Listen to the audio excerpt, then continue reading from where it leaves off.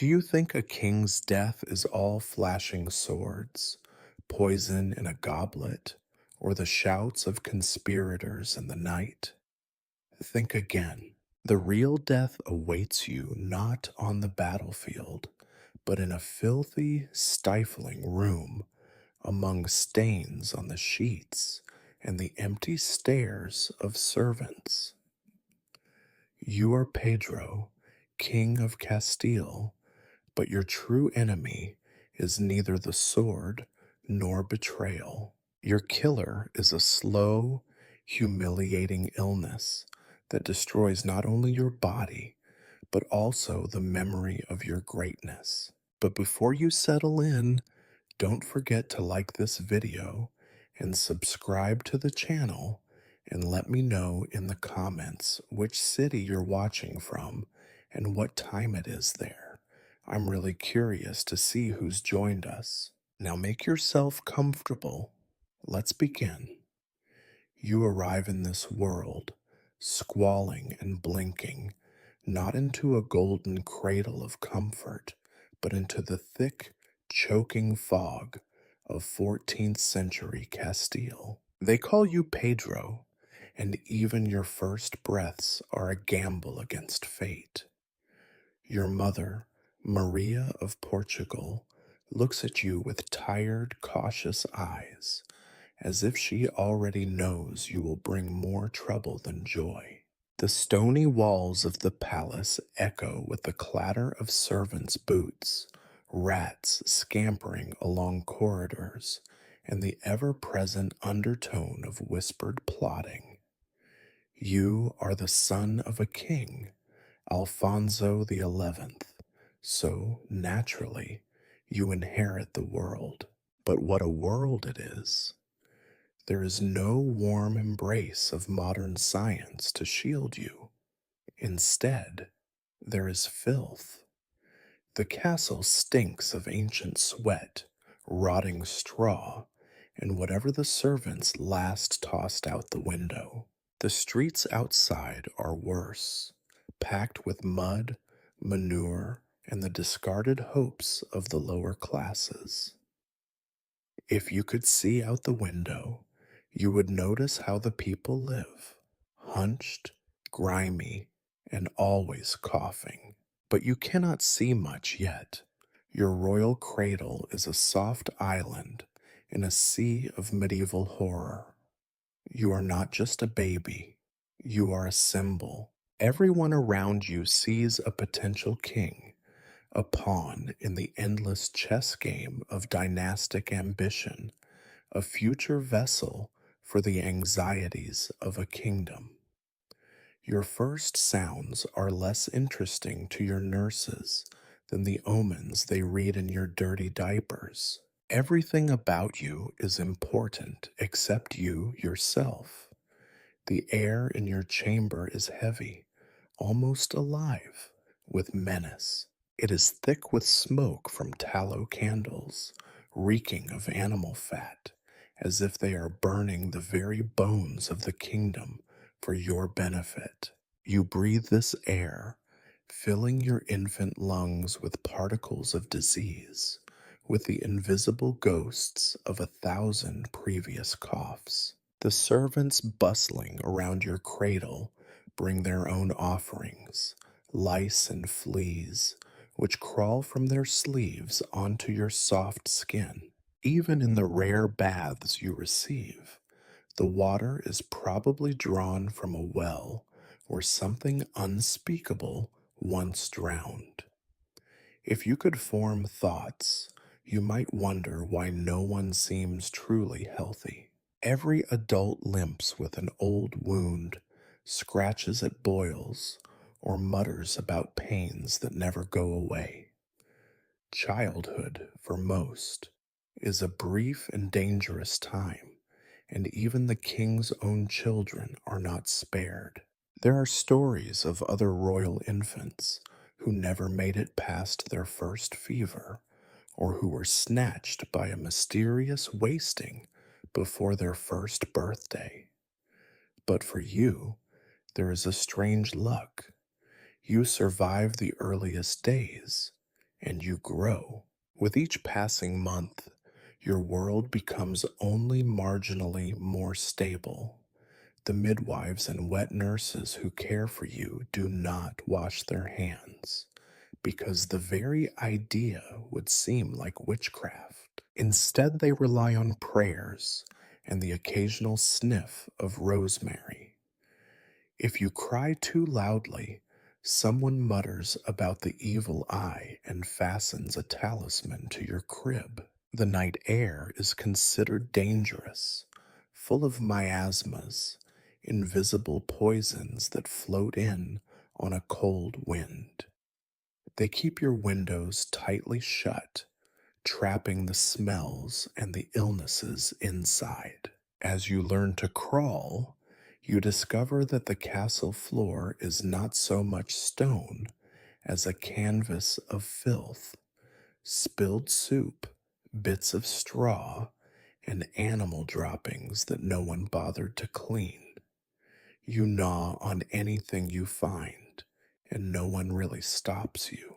If you manage to survive infancy, the people around you will consider it a minor miracle, but your destiny is not to grow in comfort.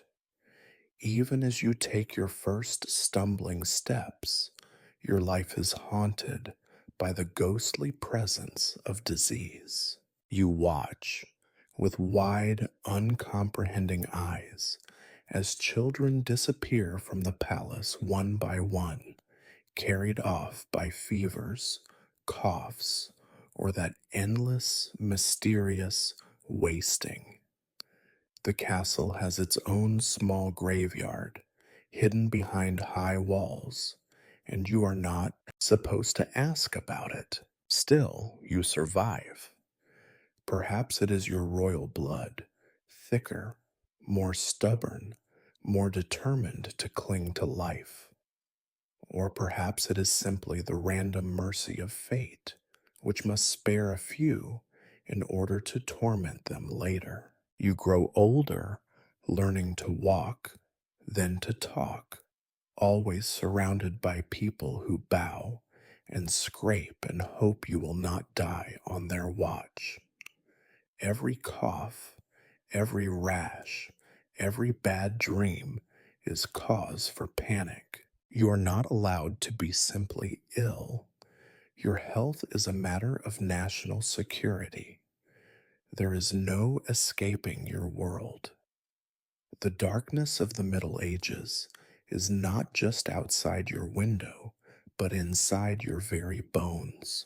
You are, whether you like it or not, a child of this filth, this fear, and this slow, relentless decay. Welcome to life, Pedro of Castile. May it last longer than your predecessors. You grow up breathing air that tries to kill you. Every day, you inhale invisible armies of death, and every night, the only thing that changes is the way the darkness smells. Castile, in the 14th century, is not so much a kingdom as a large, unfinished tomb with ideas above its station. The world outside your palace is a labyrinth of alleys, refuse, and something that only the boldest poets would call civilization. The air is thick, and it gets thicker with every summer, every failed harvest, every animal carcass left to rot in the gutters. There is no such thing as clean air. The theory of miasma, the belief that disease spreads through foul-smelling vapors, has not yet taken firm root in your kingdom, but even the least educated stable boy knows, with every breath, that something is wrong. On especially warm days, the stench rolls in like a wave. Human waste, rotten vegetables, dead cats, and the sharp, unmistakable note of decay. You are told to keep your windows closed, but it does not help. The smells creep in anyway, sneaking under the doors, sticking to your sheets, clinging to your hair. Inside the palace, things are only marginally better. The royal residence is cleaner than most, but that is not saying much. The servants sweep the rushes every so often, dumping handfuls of aromatic herbs to try to mask the odors, but the result is an uneasy blend of mint and death. Rats scurry through the corridors at night, their red eyes glinting in the candlelight, fat with the bounty of your kitchens. Fleas and lice are the true kings of the castle, and no one, not even you, is ever free of them. Disease is everywhere, and you are made to fear it as soon as you can speak. Smallpox leaves scars on those unlucky enough to survive it. The pox and the sweating sickness are spoken of in whispers. Sometimes a child falls ill and simply does not get up again. Your nurses cross themselves and mutter prayers, but the reality is simple. You are never far from your own funeral. You learn not to ask why the other children in the palace keep changing faces, why there are always new servants, new playmates, and new doctors with the same look of terror in their eyes. The threat of plague hovers like a black vulture over every gathering. In the worst years, whole neighborhoods vanish into silence. You are told not to leave the palace, and the gates are shut and barred against the invisible enemy. Yet the disease finds its way in, always. Someone brings it on a boot or a handkerchief or in the folds of a gown. You wonder if perhaps it travels through the walls themselves, bored with the monotony of the city and eager to taste royal blood. You are taught, with the gentle insistence of someone who knows better, that the air itself is a villain. You are warned about night air in particular. The night air is said to be especially dangerous, full of mysterious humors and vapors that slip into your lungs while you sleep. You are told to keep your head covered, to burn incense, to stuff orange peels and cloves under your pillow. You pretend to believe it helps, but secretly you suspect it is useless. Water is not your friend either. Drinking water is fetched from wells that may as well be poison pits, and everyone prefers wine, which at least has the virtue of killing some of the smaller monsters lurking in the liquid. Your bath water, when you are permitted a bath, is drawn from the same sources that serve the stables. No one thinks to boil it. To be clean is, perversely, almost suspicious. People believe washing too often opens the pores and lets the bad air inside. You learn to accept the itch, the rashes, and the occasional boil as part of the price of survival. Animals are everywhere, and they are both beloved and reviled. Cats prowl the hallways, occasionally tolerated for their skills at murdering rats. Dogs slumber on the kitchen floors, rolling in filth, and then sleeping in the laps of the nobility. Horses are stabled too close to the living quarters. Chickens wander freely in the courtyards, sometimes entering the palace itself to lay eggs in forgotten corners. Their droppings join the general muck, forming a mosaic of misery and slow decay. You, as a royal child, are protected only by degrees. Your food is tasted before it is served, but no one thinks to check for mold or rot. Your sheets are changed more often than most, but the laundresses themselves cough and sneeze into the fabric as they work. You are kept apart from the commoners, yet every object you touch has passed through dozens of hands. The world is a web of infection, and you are the fat, juicy spider at its center, just waiting for the next calamity. Through it all, life stumbles on. People are married, children are born, festivals are held, and the priests offer blessings against pestilence that echo off stone walls like distant thunder. The city of your birth is alive in the same way a corpse is alive, crawling with things that would be better left unseen, swarming with hungers that never sleep. And so, each morning, you wake up, breathe in the heavy, fetid air, and give silent thanks that you are still alive. You know, in your bones, that the air you breathe is your enemy. You are not sure whether you will survive to see another year. You suspect that even if you do, you will never truly be well. Welcome to adulthood, Pedro of Castile. Welcome to a lifetime of breathing in fear. You are not left unattended, oh no. The privilege of royalty means you are never more than a stone's throw from a physician, or several, depending on how many have been bribed, bullied, or bewitched into service this month.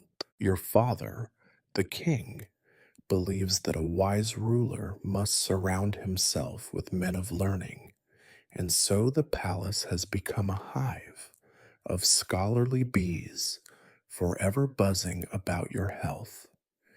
If only their buzzing brought honey instead of headaches. The court physician, when summoned, always arrives with a grave expression. He wears a robe heavy with mysterious stains, a token of wisdom and a warning of what happens to those who trust in his art. His hands, when they touch your forehead, are not so much steady as resigned. He has seen the beginning and end of too many noble lines to truly believe in miracles. Yet he mumbles complicated Latin phrases, pinches your skin, and sniffs your breath with the solemnity of a priest inspecting relics. His tools are an assortment of knives, leeches, brass pots, and vials full of substances that no sensible person would put in their body. Every object has a purpose, but you are never quite certain what that purpose is, and neither, it seems, is the physician. He consults his books, worn manuscripts, dog eared and annotated in several desperate hands, searching for wisdom. Their pages are filled with diagrams of the body as a strange and wondrous machine, full of pipes, humors, vapors, and mysterious fluids that must be balanced if you are to survive another winter. You soon learn that the physician's first question is always the same. How is your stool, my lord? In Castile, as in much of Europe, the prevailing theory is that your body is an alchemical vessel prone to mysterious imbalances. The four humors, blood, phlegm, yellow bile, and black bile, must be maintained in a state of harmony. Your own complaints, such as my head aches or I am feverish, are simply seen as signs that some humor has misbehaved. The solution is almost always to drain something: blood, sweat, or patience. Sometimes you are bled. Sometimes you are purged. Sometimes you are treated with so many leeches you suspect you will meet your ancestors in the afterlife before dinner. Every treatment is accompanied by a confident explanation, but in your heart you sense a pattern. The sicker you become, the more hopeful the physicians sound. They thrive on your suffering because every new symptom is another chance to try out their latest theory, their newest concoction.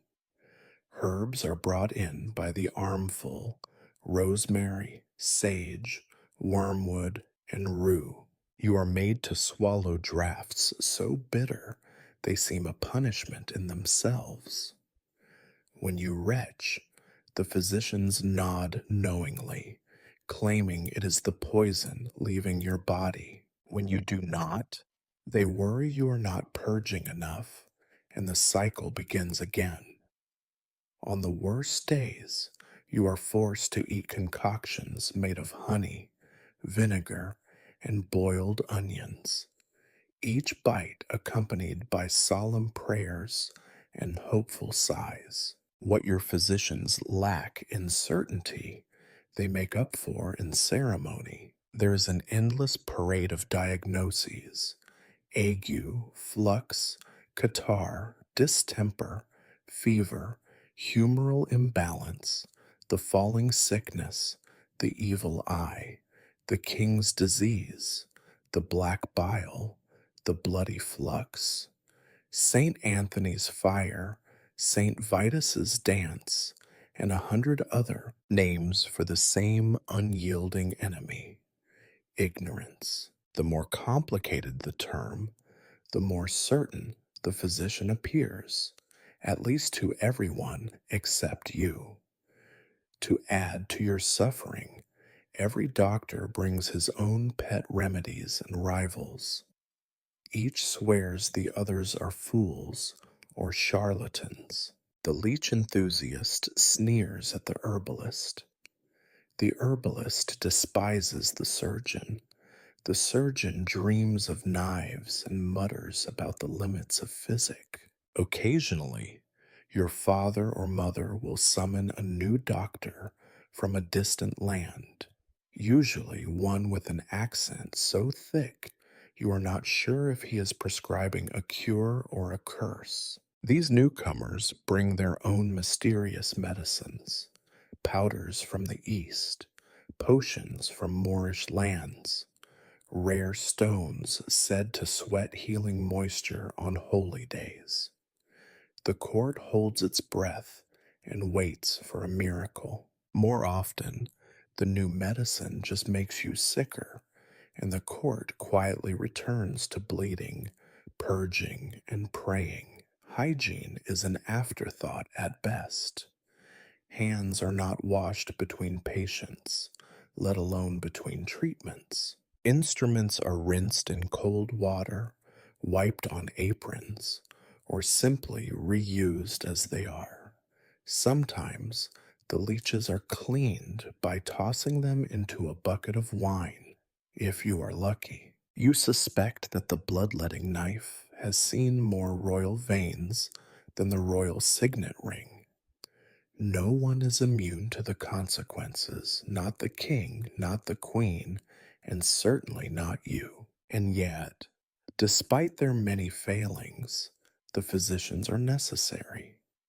Your father relies on them, your mother prays for them, and the people in the palace treat them as half magicians, half men. If they cannot save you, they can at least keep you alive long enough to sign important documents or receive confession. In a world where everyone is sick, survival is the closest thing to victory. There are days when you long to run from the smell of musty herbs and blood, but you know you cannot. You are a royal patient, and the court physicians are your jailers as much as your protectors. So you submit. You allow them to prod, poke, bleed, and dose you, because you have no choice. The knowledge they wield is a double edged sword. It can prolong your life or hasten your death, but you are never sure which. Every cough is a mystery, every ache a test, and always in the back of your mind, a single unshakable truth remains. Ignorance, dressed in robes of learning, is still ignorance. In this kingdom of sickness, you are both the sovereign and the sacrificial lamb. You grow up, and your burdens grow with you.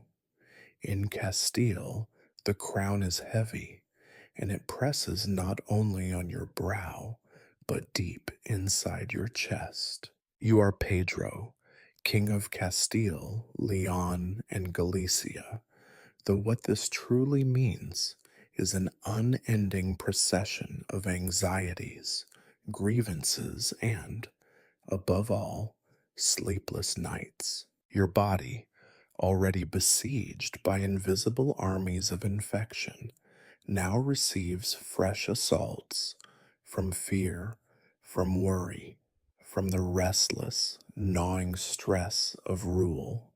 Your days are a continuous parade of problems. There are border disputes, Aragon encroaching from the east, Portugal from the west, Navarre always lurking.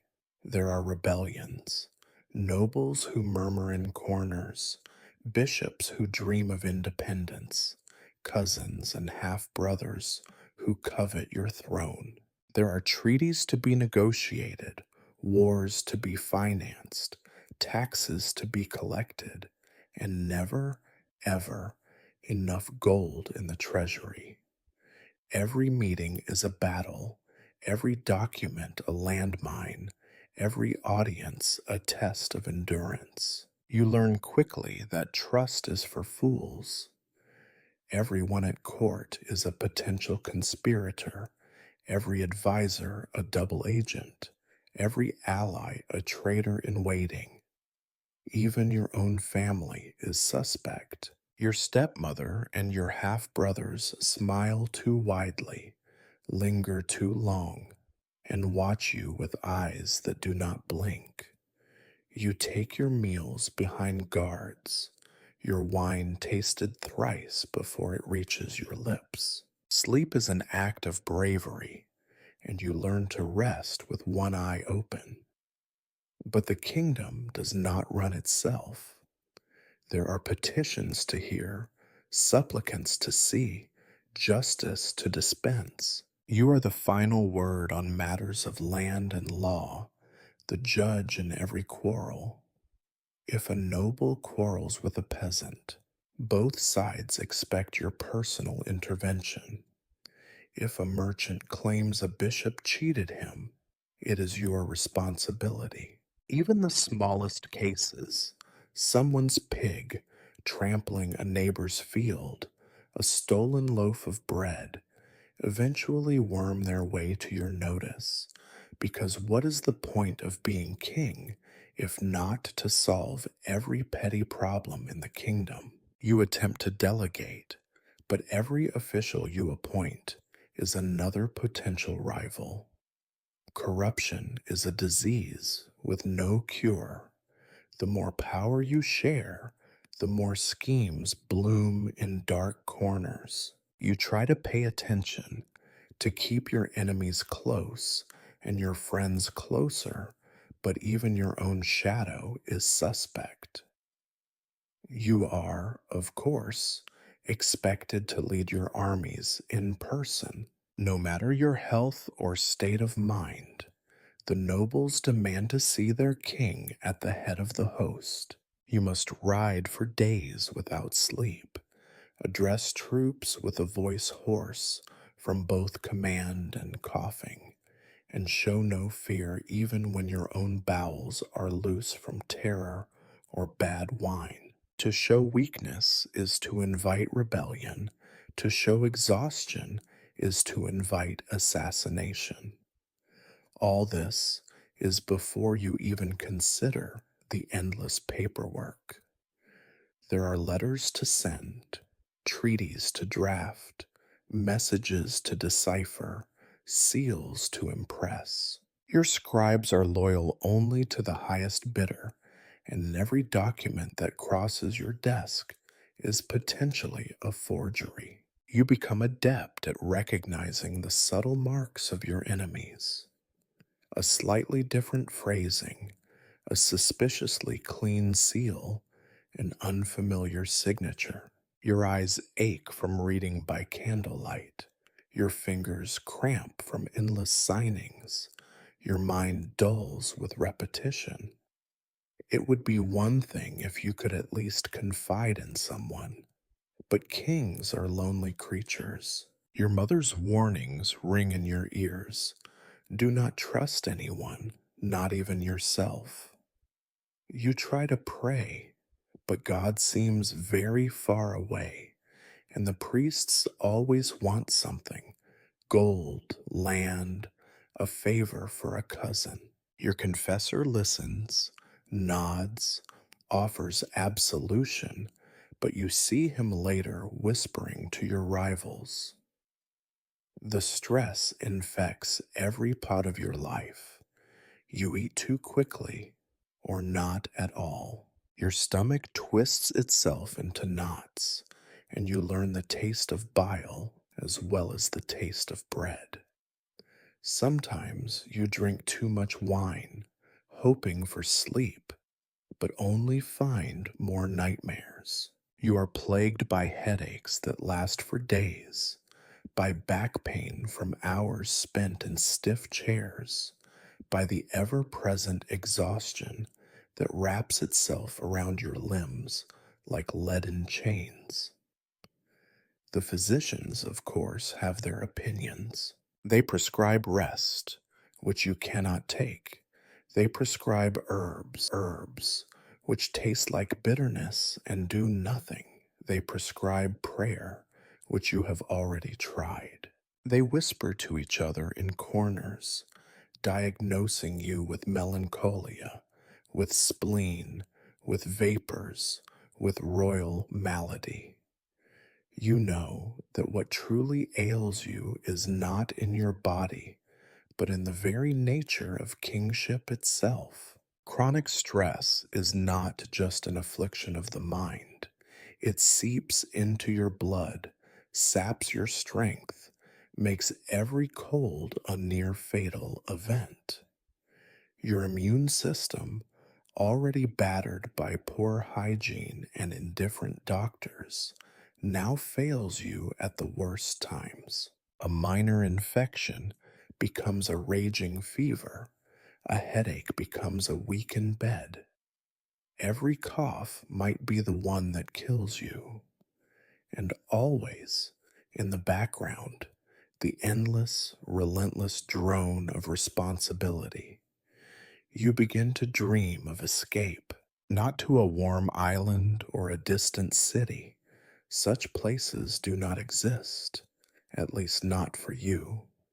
Instead, you dream of a day without fear, without decisions, without the constant feeling that you are a prisoner in your own skin.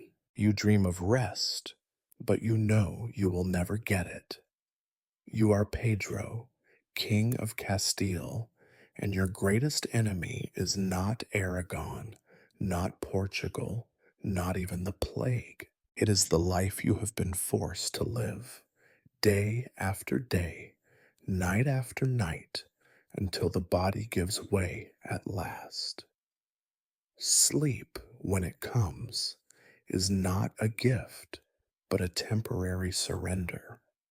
Even in your dreams, the crown presses down, heavy as ever. There is no peace for kings, only the slow, grinding death of responsibility, gnawing at you like a rat in the walls. And as you wake each morning to face another day, you wonder how much longer you can endure before your own body betrays you completely. To the outside observer, your royal table seems a paradise. Every meal is an event. every dish a testament to the abundance and power of Castile.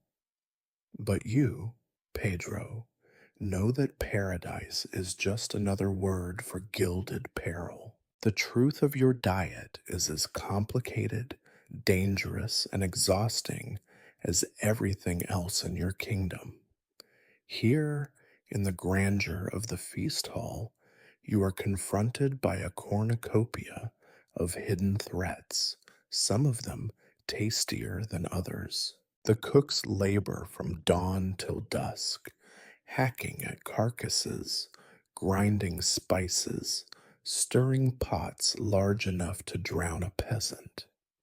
They work with what they have, which is usually too much of the wrong thing and not enough of the right. Freshness is an exotic concept, reserved for the day after slaughter or harvest, and rarely experienced by the king himself. Your bread is delivered in baskets, warm and crusty, but already on its way from lively to lethal. Mold grows silently in the soft heart of the loaf, waiting for your royal teeth to tear it open. The first bite might be safe, but by the last, you are rolling the dice with penicillin before it was invented. Meat is the main attraction. There is always meat: pigeon, venison, beef, goat, lamb, rabbit, fish from the river, sometimes even swan, if the mood is festive and the poaching discreet. The animals arrive alive when possible and dead when not, and the cooks do their best. Still, even the sharpest knife cannot cut away all the rot, and your meals are flavored with the constant, nagging suspicion that something is off. Spices, at least, are plentiful. Cumin, saffron, pepper, and cloves are dumped into stews with abandon. The official reason is taste, but you suspect the truth. They are the only defense against the relentless encroachment of decay. You are served the best of the best, at least according to the hierarchy of the kitchen. Noblemen boast of rare delicacies: eel pies, truffles, brains, songbirds roasted whole. But prestige does not equal safety. The more unusual the dish, the more likely it is to be undercooked, overripe, or simply mishandled. One day, you dine on oysters brought at great expense from the distant coast, only to find that half the court is vomiting by sunset. The blame falls on the unlucky fisherman, but the lesson is clear: the rarest treats are also the riskiest. Vegetables are less trusted than meat. Peasants eat vegetables, kings eat animals. Still, your table is never without turnips, beans, leeks, cabbages, and onions, all boiled to a flavorless pulp, then stewed some more just to be safe. The idea is to kill whatever might be lurking inside, but the only thing truly killed is taste. On rare occasions, you receive fresh fruits: apples, pears, grapes, plums. But these, too, are suspect. Fruit bruises easily in the bumpy wagons from orchard to castle, and who can say whether the brown spot on a pear is harmless or the herald of your doom? Cheese is everywhere because milk refuses to last. The cheese itself is a gamble, ranging from the hard, salty wheels of aged sheep's milk to soft, veined rounds that could almost be mistaken for medical specimens. The older the cheese, the more noble its reputation and the stronger its smell. You once tasted a cheese so pungent It made your eyes water and your physician cross himself. The next morning, you woke up with a stomach ache and a sermon about moderation. Wine is your daily shield, your only protection against water that kills more surely than any enemy army. Even the wine is not always safe, sometimes sharp and sour, sometimes sickly sweet, always suspect. It is watered, adulterated, spiced, sometimes boiled, sometimes frozen, and always, always poured into your goblet with trembling hands. For all your royal paranoia about poison, the real danger is simply the vintage itself. You are never sure whether the headache the next day is the work of your enemies or the vigneron's unwashed feet. Of course, there is the matter of actual poison. At court, every meal is theater, and every dish a potential murder weapon. You employ tasters, nervous men who take small bites and wait, twitching for the inevitable stomach cramps or sudden death. Sometimes you wonder if their constant illnesses are a sign of diligence or just proof that the food was always questionable. Either way, it provides a certain reassurance, however illusory. All this royal food does nothing for your health.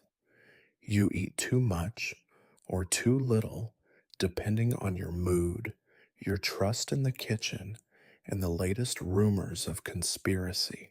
Rich meats and heavy sauces clog your digestion, and when you are sick, the doctors prescribe bland gruels that taste worse than defeat.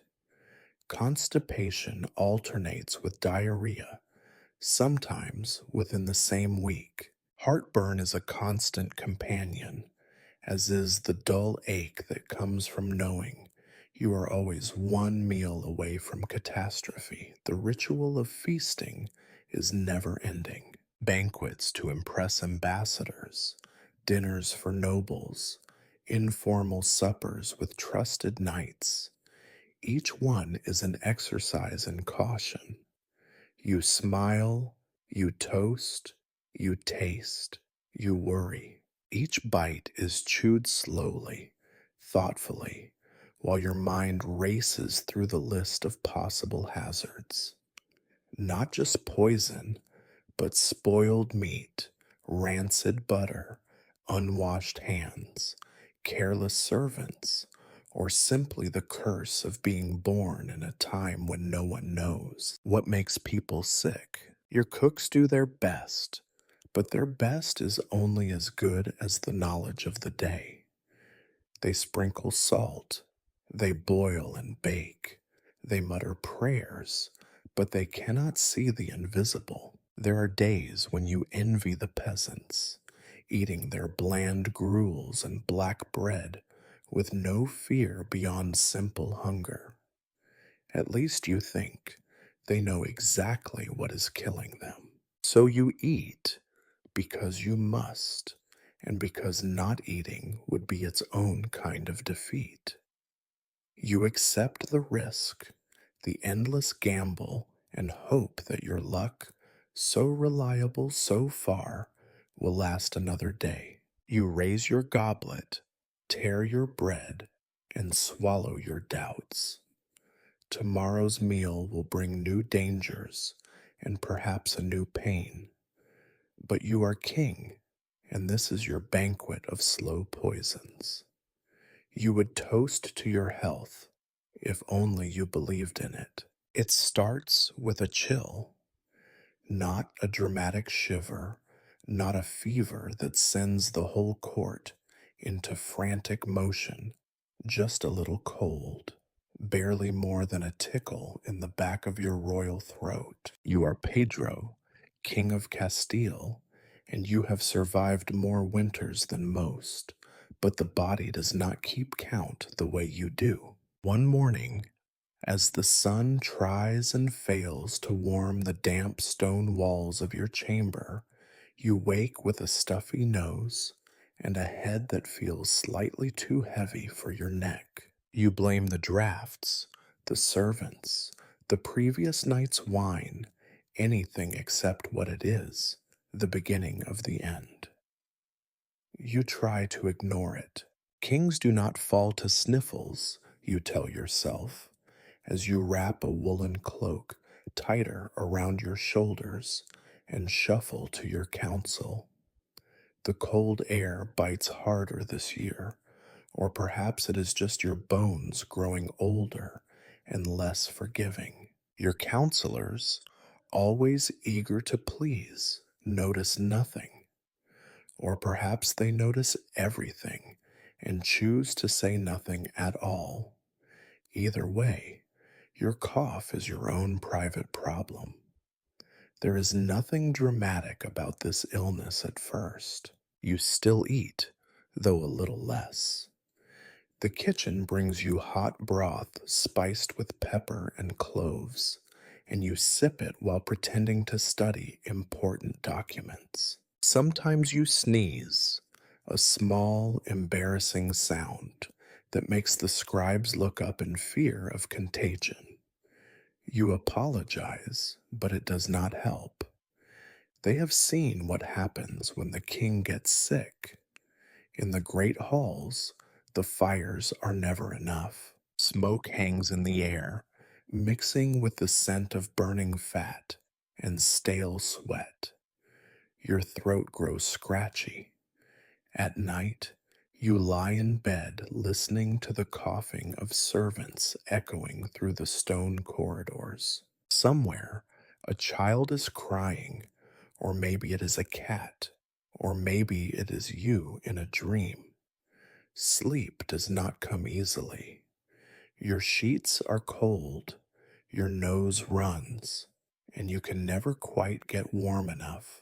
The windows rattle in their frames, and every gust of wind brings with it a new ache in your joints. Soon the cough comes for you too.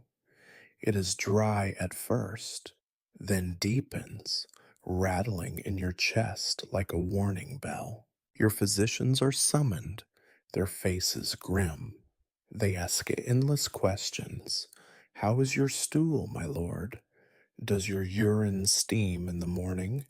As if the answers might reveal something other than the obvious. You are unwell, and it is getting worse. The remedies begin at once. Hot cloths on your chest, infusions of thyme, honey and vinegar, burnt orange peels under your pillow. You are forbidden to bathe, for everyone knows water invites the cold deeper into your bones. Instead, you are wrapped in ever thicker layers of linen and wool until you feel less like a king and more like a parcel waiting to be delivered to the afterlife. Still, you insist on performing your duties. A king cannot show weakness, not to his court, not to his enemies, not even to himself. So you drag yourself to council meetings, face like parchment, eyes red and swollen. You sign documents with a trembling hand. You preside over arguments about taxes, lands, marriages, always with one ear tuned to the wheeze in your own chest. The courtiers whisper when you leave the room. They have seen it all before in other kings, other years, and they know the signs better than you do. The cold does not get better. It burrows deeper, settling in your lungs. Your appetite fades, replaced by a sickly thirst. Water tastes like metal, wine like ashes. You dream of clear air and sunshine, things you have not truly experienced since childhood.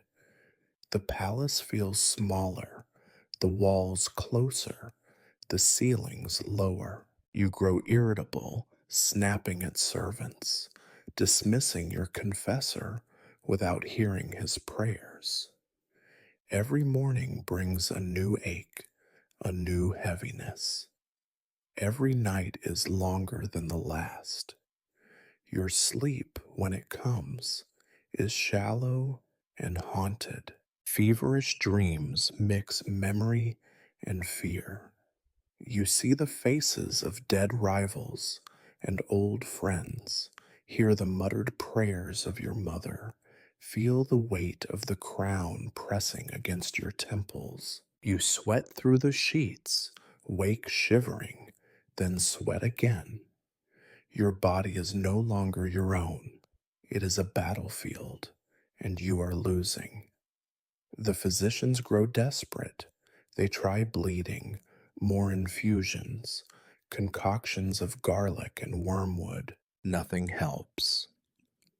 You grow tired of the taste of medicine, tired of the endless procession of concerned faces, tired of pretending that you are anything other than sick. The only thing worse than your cough is the dread, the knowledge that you too might be just another royal who fell to something as ordinary, as ridiculous, as a cold.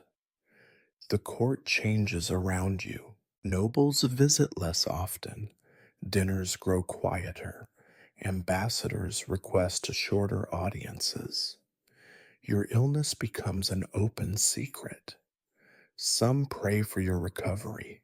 Others begin to calculate how soon they might profit from your death. The priests linger, hoping for a last confession. The musicians play softer, as if their music might disturb your fragile grip on the world.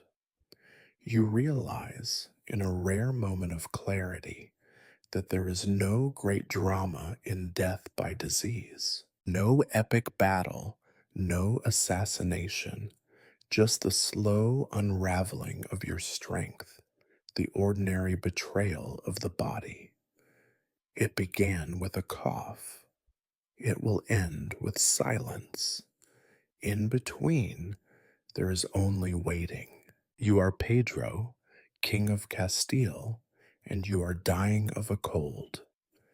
If there is any irony in this, it is lost on the courtiers who avoid your rooms, the physicians who wring their hands, and the kingdom that turns its gaze to the future. You are left with your fever, your cough, and the knowledge that, in the end, even a king is brought low by the smallest of enemies. The fever does not arrive as a storm, but as a slow, unwelcome sunrise. At first, you simply feel warm. Your skin tingles. A sheen of sweat coats your forehead, and you tell yourself it is just the layers of wool and the heaviness of your blankets. The servants, ever vigilant, notice before you do. They start bringing water without asking, laying cool cloths on your brow, whispering to each other when they think you cannot hear. You try to ignore them and the warning that grows louder with every hour. This is not just a cold. Soon, the heat becomes your world. Your body aches, every joint a burning coal, every muscle tight as a bowstring. Your mouth dries out, your tongue thick and useless in your mouth. The physicians come and go, always bringing more advice than comfort, poking and prodding and muttering about humors out of balance. They argue in Latin over your bed, as if the right declension might lower your temperature. The sweat comes next. It starts as a gentle dew, then grows into a torrent. You sweat through linen after linen, your sheets soaked and replaced so often The laundresses begin to run out of excuses for the stains. The air in your chamber grows sour and heavy. Every hour brings another round of shivering as your body, too hot, too cold, cannot make up its mind. You cannot rest. Sleep is a stranger, darting in and out of reach. When you do drift off, the dreams are no comfort.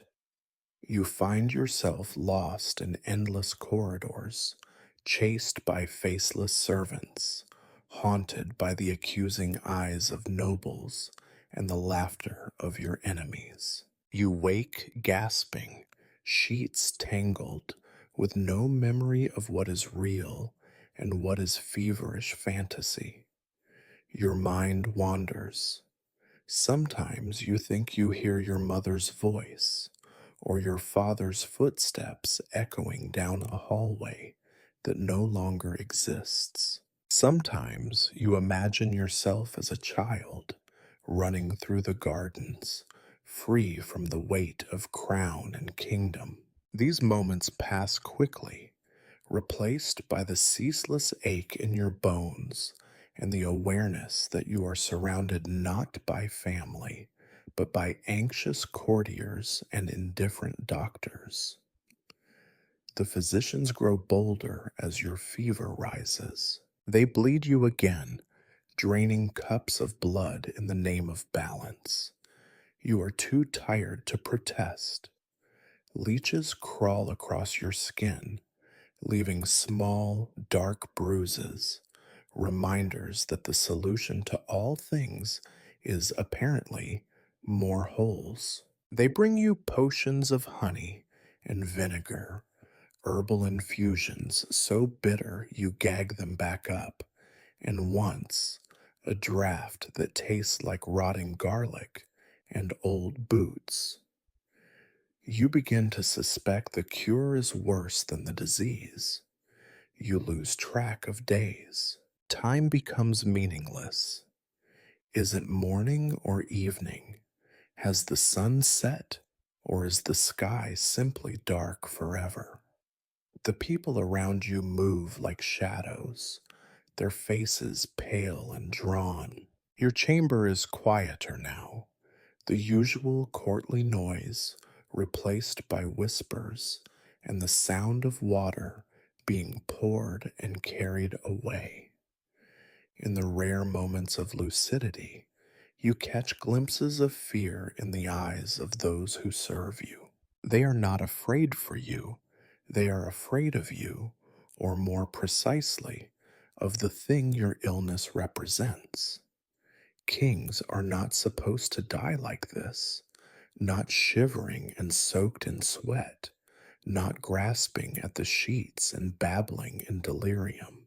A king's death should be a tale for the ages, not a cautionary lesson in the weakness of flesh. The priests arrive, eager for your confession. You refuse at first, then agree, then forget what you meant to say. Your sins, once so important, now feel small and abstract. You confess to everything and nothing, barely able to recall the details of your own life. The priest gives you a blessing, his hands trembling. Perhaps he is afraid of contagion, or perhaps he is afraid of what your death will mean for his own fortunes. The heat remains. Sometimes the sweat breaks and you shiver violently, clutching the blankets as if you can hold yourself together by force of will. Other times, the fever spikes and your mind floats above your body, watching as if from a great distance. You are a spectator in your own decline, helpless to intervene. Rumors spread through the palace. The queen is seen less often. Your advisors talk in hushed tones. Some hope you will recover. Others begin to plan for a future without you. You wonder who will mourn you, And who will celebrate your absence? You wonder if, in the end, it matters. The fear grows, not just fear of death, though that too sits heavily on your chest, but fear of what is left behind. Who will take your place? What will become of the kingdom you have labored to hold together with sweat and blood and endless compromise? You try to ask, but your words come out slurred and weak, and no one seems eager to answer. The fever is unrelenting. You are Pedro, King of Castile, but in these moments, you are just another soul trapped in a failing body. The heat consumes you, the sweat exhausts you, and fear, always fear, fills the space where your strength once lived. There is no heroism in this, no dignity, no lesson for history.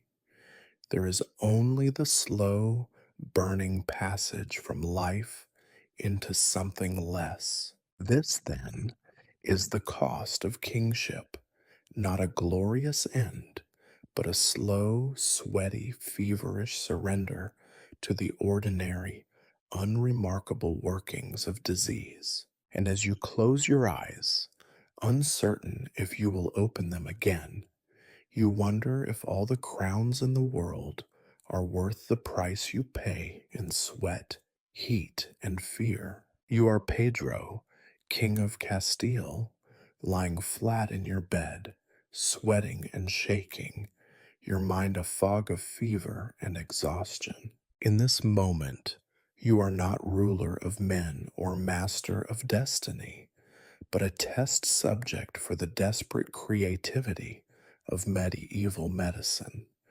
For your court physicians, every hour is an opportunity. They descend on you with the combined confidence of men who have never been right and the urgency of those who sense their careers might end with your life. They come with baskets and satchels, vials and bundles, every container promising a miracle and every concoction threatening catastrophe. The first round is herbal, infusions and broths made from every green thing that grows or can be bought at the market. You drink a muddy tea brewed from sage and rosemary, and choke down a syrup that tastes like mold and bitterness. Each mouthful is accompanied by a string of prayers and a hopeful glance, as if faith alone can keep you from retching. Your personal favorite is the hot poultice, an oozy mass of boiled onions, garlic, and vinegar mashed together and slathered on your chest by a physician who whispers about the drawing out of poisons. When the smell becomes unbearable, a new theory arrives. Perhaps your humors are out of balance because of evil spirits. Suddenly, a priest is at your bedside, waving incense, muttering Latin, and splashing holy water on your sheets. The air grows thick with smoke, sweat, and uncertainty. You cough harder, but the physician looks satisfied. For him, this is progress. Then comes the animal kingdom. Bloodletting is already routine. Your arms and legs are a patchwork of tiny wounds. But now, new creatures are introduced. Leeches, fat and eager, attach themselves to your flesh while the doctors debate which vein is most noble. Somewhere in the room, a servant prepares a poultice made from pigeon dung, swearing it will draw out the fever. A live chicken is briefly tied to your feet in the hopes that your illness will flee from you to the bird. It does not. The chicken dies. Next, they bring you odd objects to hold and relics to kiss. Someone produces a dried toad sewn into a velvet pouch, a charm against death. Another advisor insists that you must sleep with a knife under your pillow to ward off nightmares. You try to protest, but your voice is weak and your audience is unsympathetic. Every new ritual is an excuse for hope, and every hope is doomed. When the fevers rise again, the physicians brew stronger potions. You swallow a draught of burnt wine mixed with powdered pearl, expensive, gritty, and utterly useless.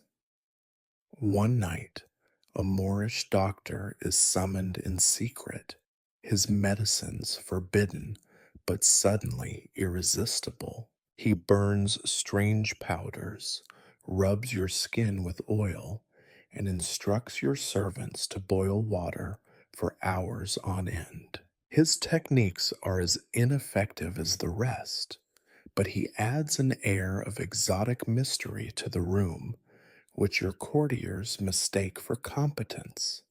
Each failure brings only more urgency. The queen sends for a nun who specializes in miraculous cures. The bishop recommends fasting. The palace steward insists you should eat more figs. Your diet swings wildly from gruel to roast, from wine to broth, from sweet to sour and back again. At one point, a well meaning cousin suggests that you swallow a live spider wrapped in bread. You refuse. The cousin sulks. The spider, at least, is spared. The longer you linger, the more elaborate the rituals become. Servants are instructed to sweep your rooms at sunrise, scattering salt to keep away bad spirits. Bells are rung outside your door to frighten away death. A healer from the countryside rubs your feet with lamb's fat while reciting the names of saints in reverse order. Someone hangs dried foxglove above your head, hoping it will strengthen your heart. No one is willing to admit that nothing is working. You try to keep a sense of humor, but the rituals wear you down. The smell of herbs and sweat clings to your body. The endless cycle of eating, drinking, vomiting, and purging leaves you weaker with each day. Sleep is a gamble. You might wake feeling better, or you might not wake at all. The priests urge you to pray, and you do, but your words feel empty, echoing in the cold stone room, lost among the sounds of coughing and the footsteps of anxious servants. It is tempting to believe in these remedies, to put your faith in their ancient origins and the certainty with which they are administered. But as the days stretch into weeks and your strength continues to fail, the truth becomes unavoidable. These rituals are theater, an elaborate performance to distract from the fact that your fate was sealed with your first cough. The physicians fuss and fret, the priests chant and sprinkle, the courtiers come and go with worried faces and nervous jokes, but nothing changes. You are, in the end, a captive audience to your own slow demise. The only thing these remedies truly cure is the fear of doing nothing. The rituals give your physicians and priests a sense of purpose, your family a reason to hope, your courtiers something to gossip about. But for you, lying in a tangle of sweat soaked sheets, surrounded by the odors of desperation, the remedies are nothing but noise. The sickness remains, stubborn and unimpressed, quietly dismantling the King of Castile one cell at a time. If there is a lesson here, you do not see it. Perhaps history will remember your death as tragic, or mysterious, or heroic. But for now, you know only this: useless remedies and rituals are all that stand between you and the slow, grinding silence that waits at the end of every fever. And still, the bells ring, the incense burns, the leeches feast, while you fade. There comes a time in the death of every medieval king when medicine, superstition, and hope finally stumble, exhausted, to the edge of silence. This is when the priests move in. Your fever has burned away your appetite, your strength, and any remaining belief in courtly remedies. Now, lying in tangled sheets, your mind flickering between delirium and lucidity, you are left with the one final, necessary act: confession. You are Pedro, King of Castile, and though your body is failing, you are not yet free of obligation. The weight of sin is a kind of fever all its own, pressing on your soul even as disease squeezes your flesh. The chamber grows quiet. The parade of physicians thins, replaced by the slow, solemn steps of priests in black and white. They bow, cross themselves, and gather at the edge of your bed with a practiced blend of pity and impatience. The chief confessor, an old man with hands like roots and eyes sharpened by decades of listening to dying kings, sits close. He carries a book of prayers, a handful of relics, and a look that says he knows all of your secrets already. His voice is low and relentless.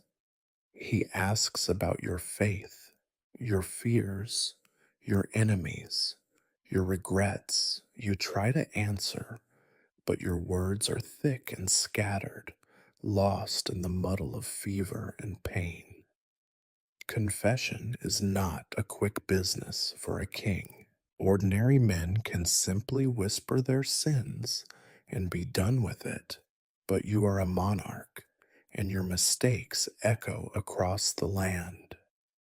Every death sentence you sign, every treaty broken, every favor granted or withheld, each must be remembered and weighed.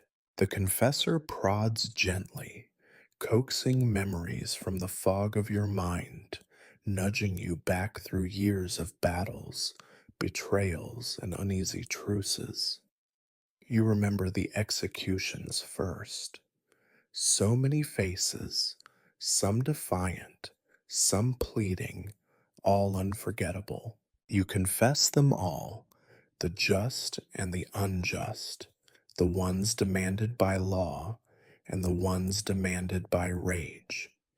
You remember your brother, murdered in cold blood, and the distant, bitter satisfaction it brought. You confess that too, though you wonder what sort of forgiveness can touch that wound.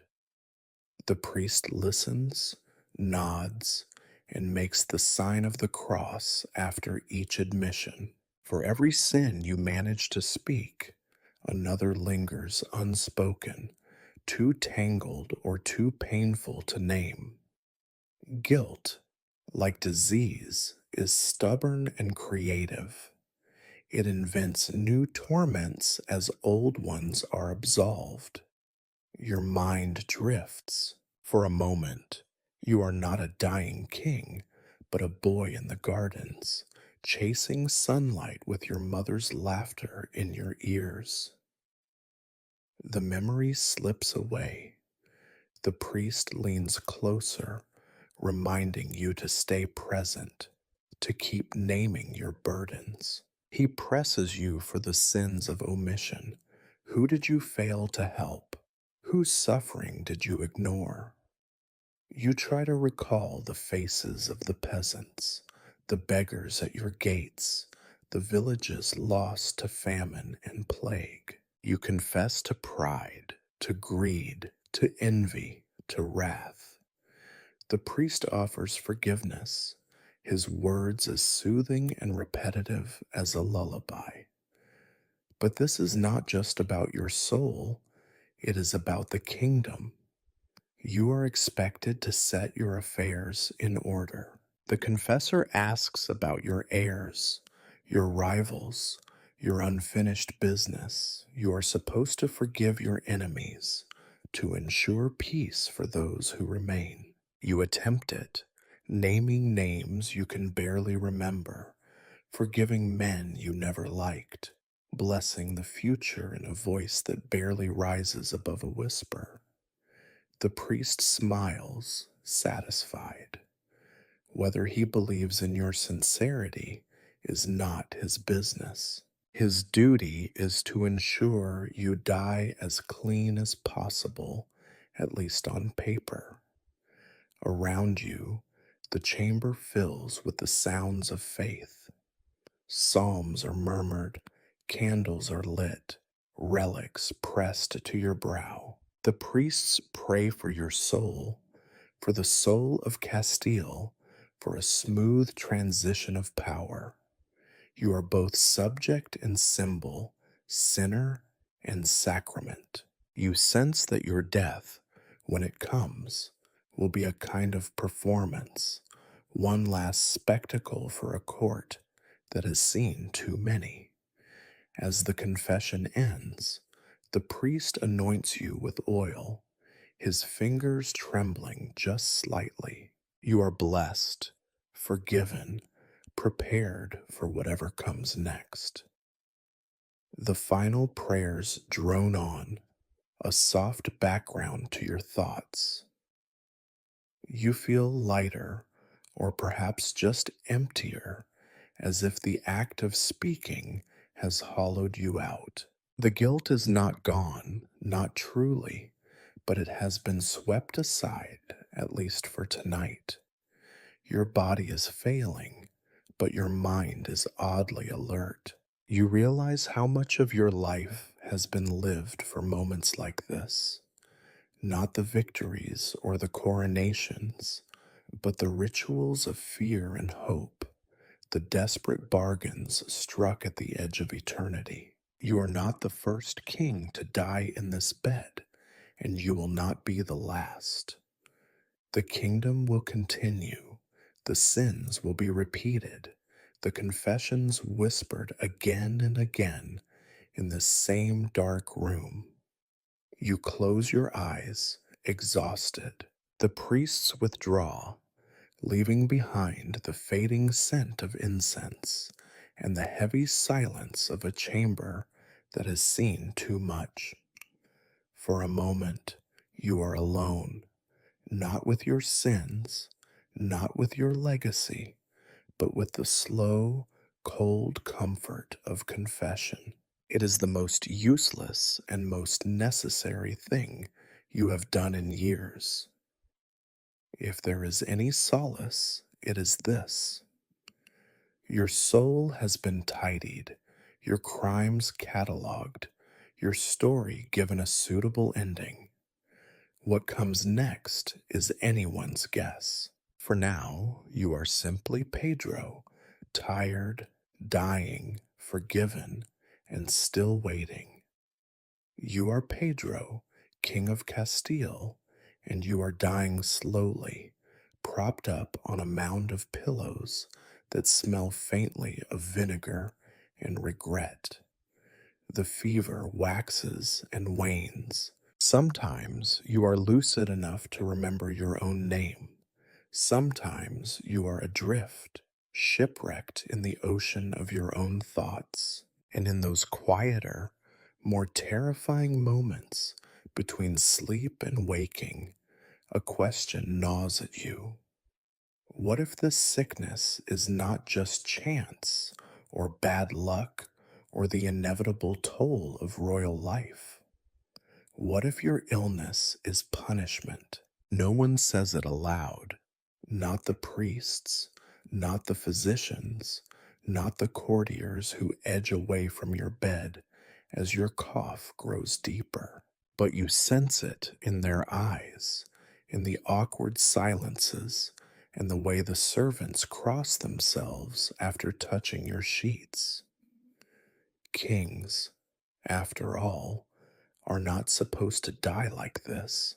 If you, the anointed of God, are reduced to a sweating, shaking wreck, then something must have gone wrong in the order of things.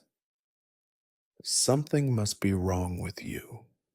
You try to dismiss the thought as superstition. After all, the world is full of sickness. Every winter brings a new fever, every spring another plague. Whole villages vanish in silence, the bells tolling only for the few who are left to bury the rest. Why should a king be any different? Why should you be exempt from the great, grinding lottery of medieval life? Still, the doubts remain, lurking at the edges of your mind, growing louder as your body grows weaker. The priests have said their prayers. The doctors have bled and blistered you, chanted their Latin, waved their relics. None of it helps.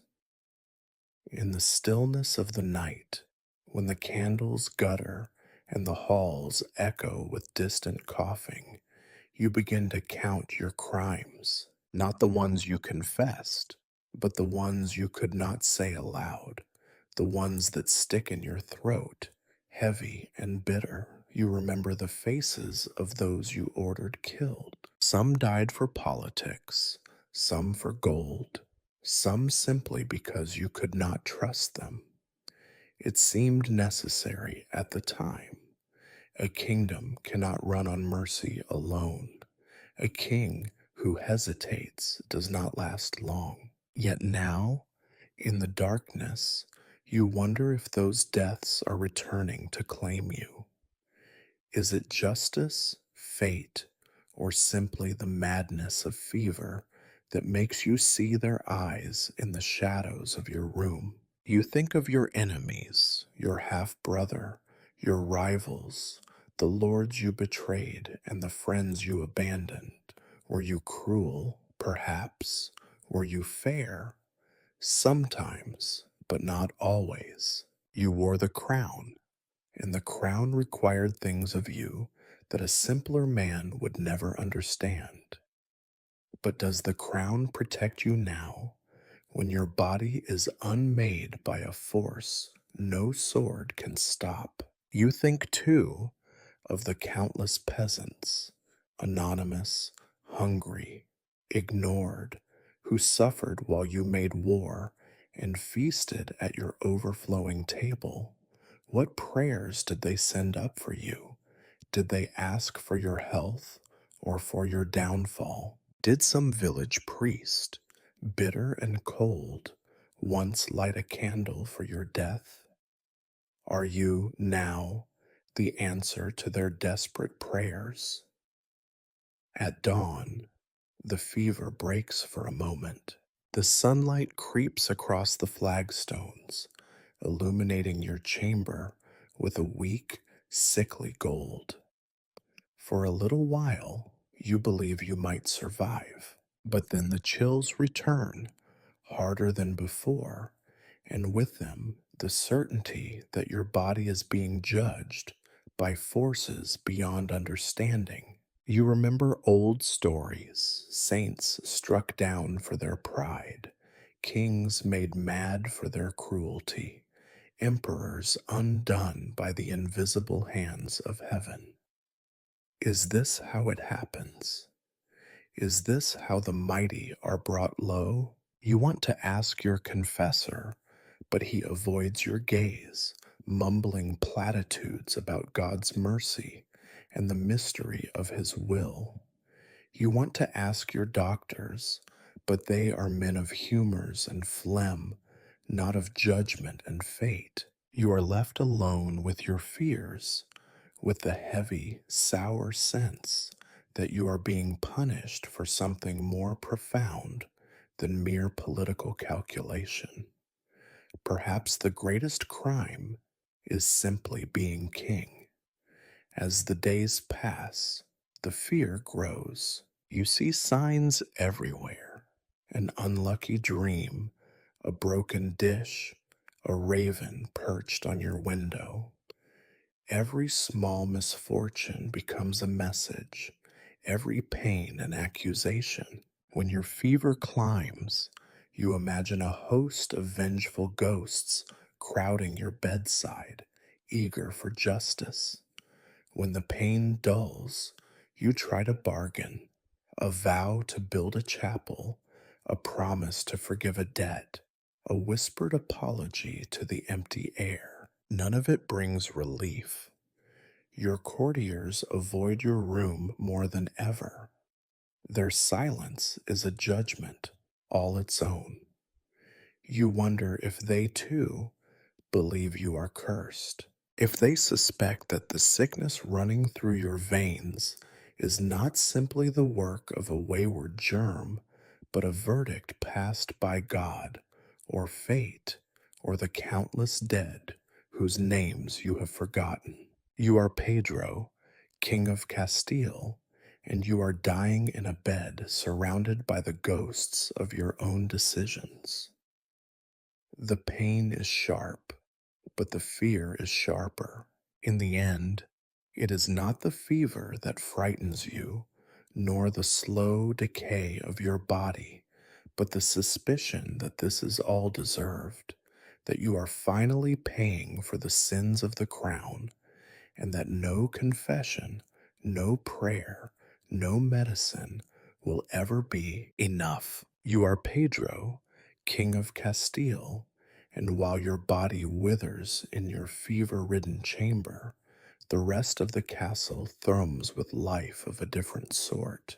Nervous, gossipy, self interested life. Your slow decline is not a private affair. Every cough, every groan, every clatter of a physician's vial is picked up, dissected, and reassembled by 100 busy tongues. For a monarch, illness is never just a medical event, it is a political earthquake. Your palace, for all its stone and ceremony, is porous. News, or what passes for news, leaks through the cracks as easily as smoke through a shutter. Before your illness, the courtiers were as discreet as their ambition allowed. Now, with your fate uncertain and your crown hanging by a thread, discretion is out of fashion. Whispers collect in the shadows like dust, growing thicker with each day you remain abed. At first, the rumors are merciful. The king, they say, is tired. The king works too hard. The king needs rest, a lighter diet, a change of air. This is the language of hope, the story told by those who would rather not consider the alternative. Servants repeat it to one another as they scurry through the corridors, but even they do not believe it.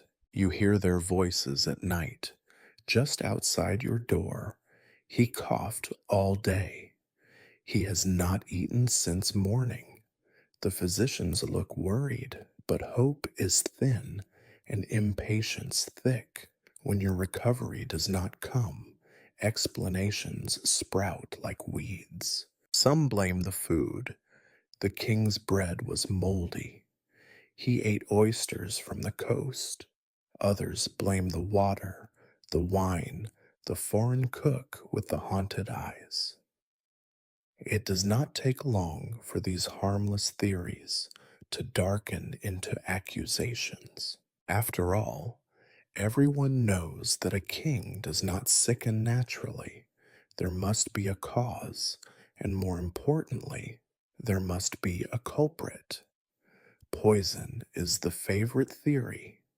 Your cupbearer has become the most watched man in Castile. Every goblet you have touched is inspected, sniffed, sometimes thrown out entirely. Rumors swirl about a cook's cousin with ties to your half brother, a scullion girl who vanished 2 nights ago, a merchant who sold a strange powder to the apothecary. The kitchens are suddenly the most dangerous rooms in the palace, each spoonful of soup a possible death sentence. Some are convinced you are the victim of sorcery. They recall a Moorish astrologer glimpsed at the palace gates, a strange wind on the night your fever began, a dream you mentioned weeks ago that now seems, in retrospect, to have been an omen. The Queen's maid, eager for relevance, insists she saw a black cat cross the courtyard just before you fell ill. A bishop mutters about heresy and devilry. The priests redouble their prayers and sprinkle extra holy water in your chamber as if disease might be scared off by piety. As suspicion grows, alliances shift. Those with something to hide become suddenly helpful, bringing small gifts or whispered prayers to your door. Others retreat into caution, watching events unfold with the wary patience of men who have survived too many successions. The ambitious see opportunity. Your half brother Henry is rarely seen at court, but his name is everywhere, in the drawing rooms, at the gates, on the lips of nervous diplomats. Who stands to gain? People ask, and no one needs to answer. For your servants, every day brings new anxieties. Some are loyal and frightened, others are simply frightened. A careless word, a poorly timed absence, a glance at the wrong person, any of these might be twisted into proof of guilt. Old grievances resurface. That footman who once dropped your cloak in the mud is suddenly remembered as sullen and untrustworthy. The laundress who gossiped about your fever now keeps to the shadows, her silence itself a kind of confession. Among the physicians, rivalry blooms.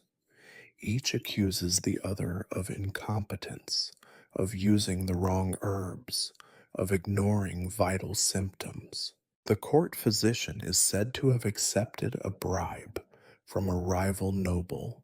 The apothecary is rumored to be a secret Jew, or a secret Moor, or perhaps simply an idiot. The true disease, it seems, is everywhere, except in the royal blood. Even the clergy are not immune to rumor. One confessor is seen speaking too long with a foreign ambassador. Another seems too eager to administer last rites. The line between duty and ambition blurs. Some pray louder, others whisper softer, all wondering who will be favored when the next king is crowned. You, trapped in your bed, are both the subject and the object of all these stories. You sense the tension in every visit, the fear behind every polite inquiry. When you are lucid, you want to laugh. If you survive, you know you will reward the loyal and punish the rest. If you do not, they will say whatever is convenient for the next master. The longer your illness drags on, the darker the suspicions become. Was it a curse, a plot, divine justice? or just the slow, inevitable breakdown of a body that was never meant to last? No one can say, but everyone claims to know. The palace, once united by your rule, is now divided by its own hunger for answers, for safety, for favor. You are Pedro, King of Castile, and as your body weakens, your kingdom is poisoned by uncertainty. In your absence, rumor rules. It whispers in the halls, seeps through the walls, and settles in every heart. Who is to blame? Everyone and no one. The true enemy, it turns out, was never just disease, it was always fear. There is a point in every illness, even a king's, when hope begins to leak away like water from a cracked jug. At first, there was optimism, a robust, stubborn optimism, built on the assurance that kings do not die of trifles, that the court physicians are cleverer than the plague, and that Castile itself might be a shield against the ordinary fate of ordinary men. But time is patient, and disease even more so. The longer you linger in bed, Pedro, the more hope fades, growing pale and translucent until it vanishes altogether. The change is subtle at first. For days, the faces around you are painted with brave smiles and determined certainty. The king is strong, they say. He will recover. They speak of your childhood, of your victories in battle, of times when you have cheated death before. Someone recalls the winter you survived the great fever, another the time you rode all night to outpace assassins. But as your illness drags on, their stories dry up, replaced by long silences and uncertain glances. No one wants to be the first to say it, but everyone knows. Kings, too, can die of a lingering cough. The doctors lose their confidence. They still bustle about, still prescribe their endless herbs and powders, still drain you of blood and fill you with concoctions, but there is less conviction in their voices. Each new remedy is offered with a little less hope, a little more desperation.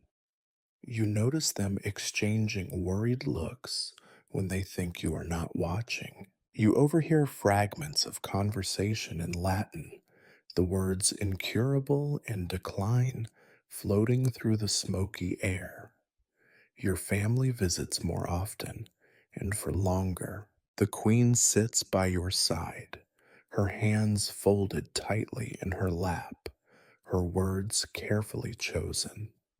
She speaks of the future, of peace, of your children, but you sense a hesitation in her voice. Your heirs are brought to your bedside, their faces scrubbed and solemn, made to recite prayers for your recovery. You are meant to be reassured, but the ritual feels more like a farewell than a blessing. You reach for their hands and hold them as if your grip alone could anchor you to the world for a little longer. The courtiers change their behavior as well. Where once your presence inspired obsequious laughter and ambitious speeches, now the conversation is subdued, careful. Nobles who once crowded your audience chamber now linger at the door, waiting for permission to enter. Some bring gifts, rosaries, relics, a sprig of rosemary, or a tiny carved saint, tokens of hope, or perhaps bargaining chips for the next regime. Others avoid you altogether, their absence a silent confession that they are already calculating life after Pedro. The priests become more insistent. Prayers grow longer and louder, incense thicker, blessings more frequent. You are anointed and re anointed, your name inserted into every Mass, your recovery the subject of increasingly urgent invocations. The confessor returns, gently urging you to make peace with God and men, to forgive old enemies, to put your house in order.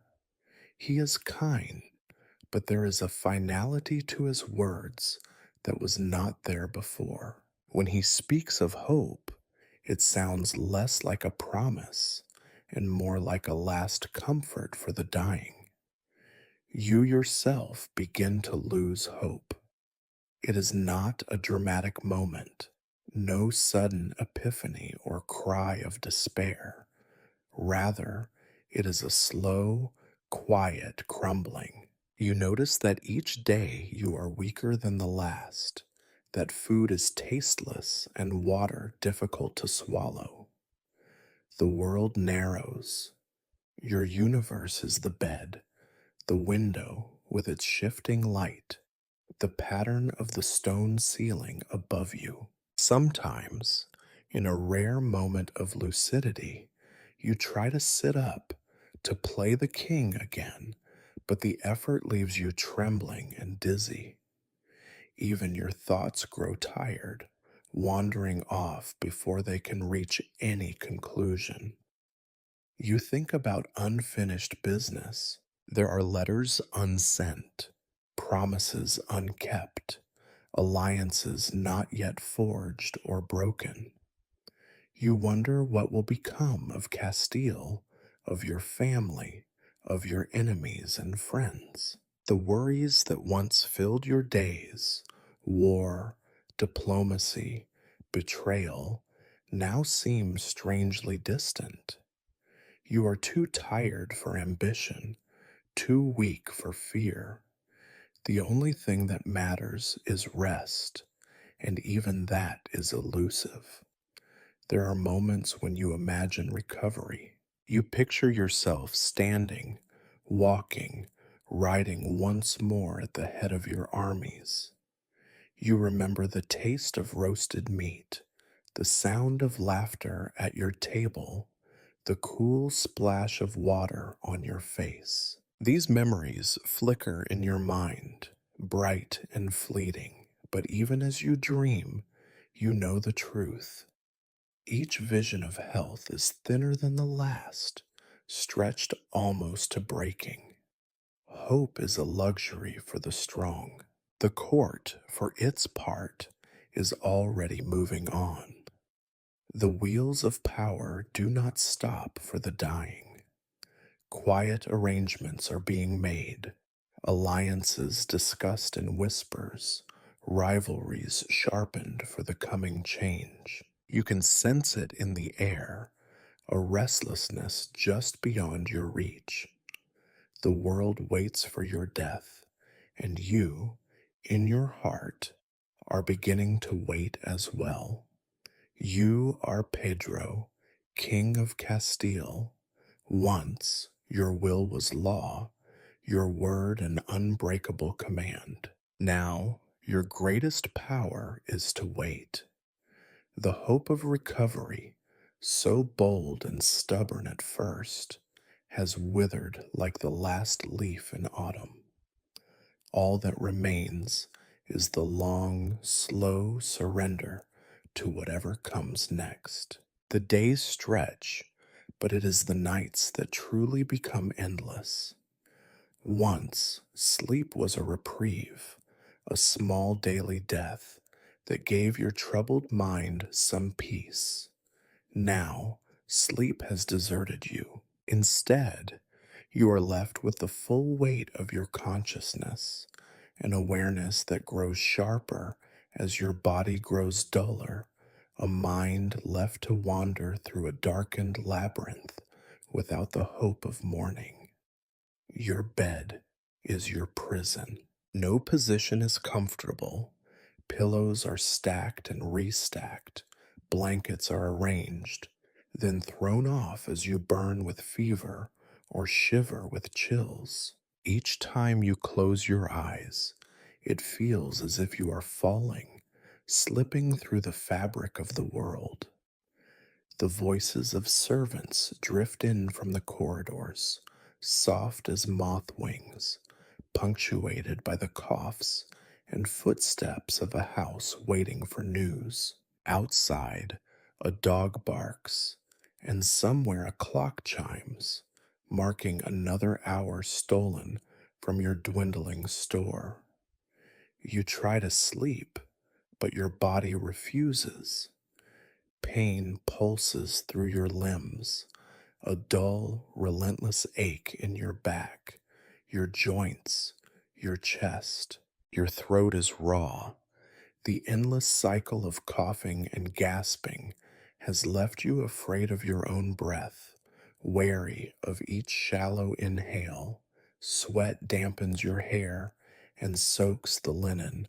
Chills leave your skin puckered and blue. You beg for rest, but your mind keeps churning, refusing to be quieted. When sleep does come, it is not the gentle surrender of healthy dreams. It is a fitful, broken thing, populated by nightmares that feel too close to truth. In your fevered half sleep, you see the faces of those you wronged, old rivals, betrayed friends, the countless men whose lives ended at your command. They cluster around your bed, their eyes bright in the shadows, their mouths silent but accusing. You try to speak to them, to explain or beg forgiveness, but your voice vanishes, stolen by the same illness that has stolen your strength. Sometimes you dream of the kingdom. You walk the echoing corridors of your own palace, only to find them endlessly shifting, turning in on themselves like the coils of a snake. Doors lead to empty halls, windows open onto voids. The throne room is always just out of reach. Courtiers laugh behind closed doors, their words just beyond comprehension. When you finally catch a glimpse of yourself in a mirror, the face that looks back is not yours, or not the one you remember. Older, thinner, hollow eyed, a king worn out by rule and regret. The priests tell you to pray when you cannot sleep. Offer your suffering, they say, and God will reward you. But your prayers turn in circles, empty words slipping from a tongue grown clumsy. You light upon memories instead, your mother's voice, the warmth of a summer morning, the rumble of horses on the parade ground. For a moment, you are not a dying king, but a child again, safe in a world where fear was just a story and pain belonged to others. Then the memory fades, replaced by a new wave of anxiety. You are awake once more, alone and afraid. The nightmares are not limited to faces and places. Sometimes they are sensations, a drowning weight, a suffocating darkness, a slow crushing in your chest. You wake gasping, clutching at your heart, uncertain whether the pain is real or imagined. Your mind becomes your greatest enemy, inventing new horrors with every passing hour. Your attendants do what they can. They whisper reassurances, offer more pillows, fetch cold cloths for your brow. A kind nurse sits beside you, humming a tune you cannot place. For a few minutes, her presence soothes you, but soon the old restlessness returns. You wonder if she is truly there or just another dream. You wonder if you are already more ghost than man, Nights lose all order. The boundary between one day and the next is dissolved by fever and delirium. Time becomes a blur of candlelight, shifting shadows, half heard prayers, and the distant, persistent toll of the chapel bell. You lose count of how often you drift off and wake again, how many times the same nightmare returns. Sometimes you are convinced you have been awake for years, caught in a single, endless dusk. Occasionally, the pain fades, and you are left with only exhaustion. In those moments, you drift in a gray haze, aware of nothing but the passage of your own breath and the cool touch of a servant's hand on your brow. It is almost peaceful, but always temporary. The nightmares wait just outside the fragile shell of your mind, ready to creep back in as soon as you close your eyes. You are Pedro, King of Castile, and the kingdom of your final nights is a desolate, haunted place. There are no victories here, no bold decisions, only the slow erosion of will and strength. The world contracts to the size of your bed. Your reign, once marked by noise and ambition, is reduced to silence and waiting. You long for sleep, but are granted only this: the slow, endless passage through nightmare and memory, until even dreams desert you and only the darkness remains. You are Pedro, King of Castile, and your body is failing you in the slowest, most humiliating ways possible. You remember being strong, riding for days, swinging a sword, dancing at feasts until dawn.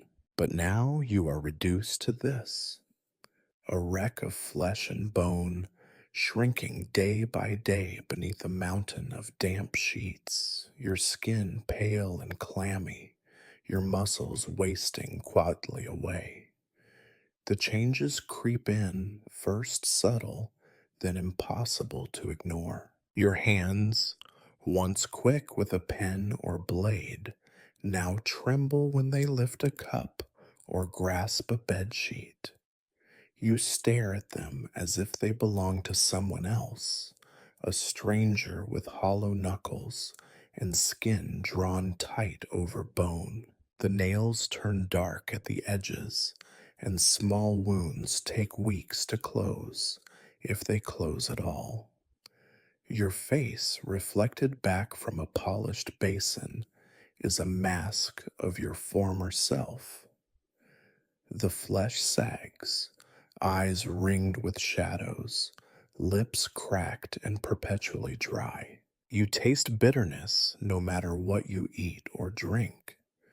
A thick stubble grows on your jaw because your attendants fear to shave you, lest a careless nick become another festering sore.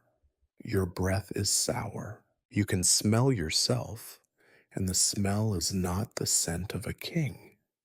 Your body has become a landscape of discomfort. Bed sores bloom on your back and hips, bright red and angry, despite the nurse's best efforts to shift and turn you.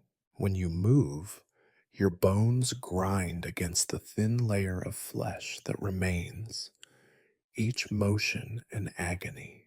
The pain is dull most of the time, a constant ache that steals your attention from all else, but now and then a sharp jolt of cramp or spasm reminds you that some part of you still clings to life. There is a wound on your leg that refuses to heal, a small scratch at first, nothing more. Now it is a weeping ulcer ringed with black. The doctors mutter, exchange glances, dab it with strange ointments, that sting and stain your sheets. The smell lingers, sweet and foul. Servants are quick to clean around you, but you catch the wrinkled noses, the averted eyes, the way some draw lots for who must serve your chamber. You are a king, and yet your presence is no longer an honor, but a duty to be endured. Your stomach betrays you. Sometimes you cannot eat at all. Sometimes what you manage to swallow returns with little warning. Diarrhea and constipation alternate like bickering siblings. Your bowels, once ignored, are now a subject of near constant discussion among the physicians. Chamber pots are changed hourly, and still the stink lingers in the air, mixing with the odors of sweat, pus, and decay. The nurses do their best, wiping you gently, changing linens, murmuring soft apologies as they turn you from side to side. Their care is kindness, but it feels like defeat. Your feet and hands swell, fingers puffed and pink. Edema, the doctors say, and shrug. The swelling leaves you numb at the extremities. Sometimes your skin breaks out in small blisters, which burst and ooze a yellow fluid. When the fever is high, your whole body flushes crimson, and you sweat until you are slick and chilled. When the fever falls, you shiver uncontrollably, begging for more blankets. Nothing ever feels right.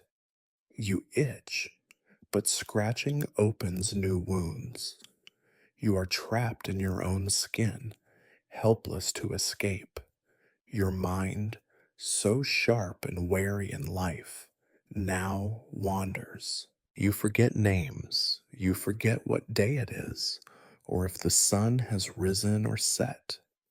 You ask for people who have been dead for years. Some days you do not recognize the faces of those who serve you. Other days you are perfectly aware, and that is almost worse. You see the pity in their eyes, the way they flinch from your gaze, the relief when they can leave the room. Once you commanded armies, now you can barely command your own limbs. There are moments in the depth of night when you catch a glimpse of yourself in a polished mirror, an accidental flash, a stray reflection in a goblet of water. You are startled by the ruin you have become. Cheeks sunken, eyes too large and fever bright, lips crusted with blood from a cough that never leaves you. Your own face has become a warning to others. The courtiers who once jostled for your attention now keep their distance. Only the desperate or the truly loyal enter your chamber, and even they stay only as long as duty demands. The decay is not only physical, you sense your dignity dissolving, slipping away as surely as your strength. There are things you cannot do for yourself, needs that must be met by others. Every day is a negotiation between pain and shame. You try to hide your discomfort, to preserve some remnant of royal pride, but your body betrays you at every turn. You whisper apologies to your nurses, to your priests, to the saints whose names you can still remember. You are dying, and you can do nothing to make it easier for those who must watch.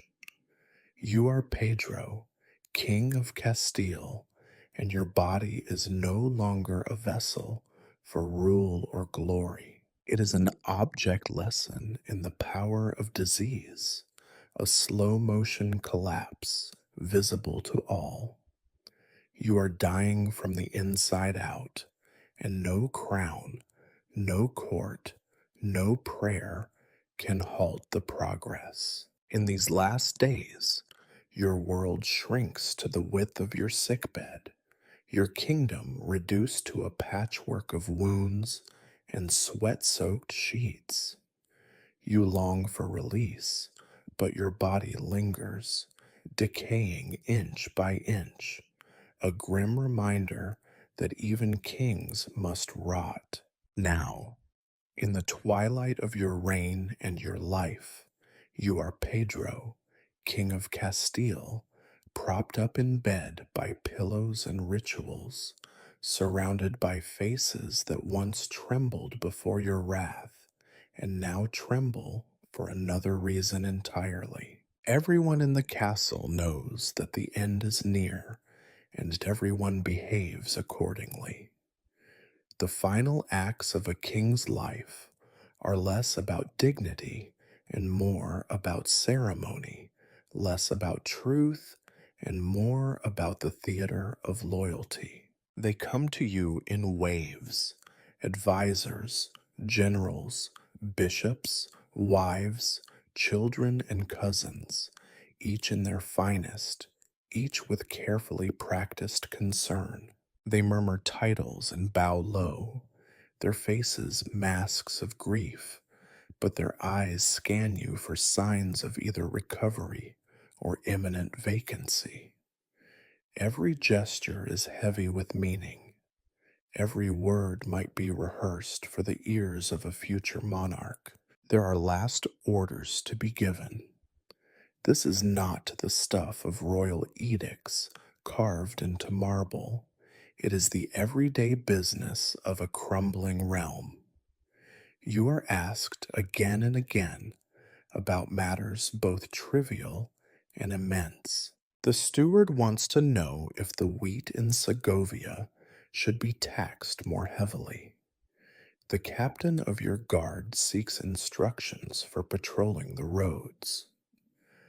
The bishop wonders if it is finally time to forgive an old heretic as an act of royal mercy. Everyone wants your signature, your seal, your final stamp of authority.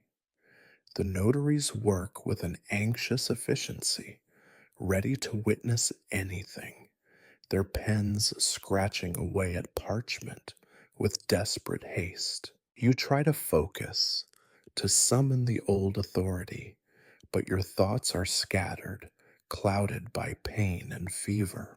Some days you can barely form the words. On others, you bark orders with sudden clarity, leaving your advisors scrambling to understand if you meant what you said or simply confused them with a memory from years ago. The truth is, you care less with each passing hour. The affairs of state, once the only thing that mattered, are now a distant echo, important only in theory, irrelevant in practice.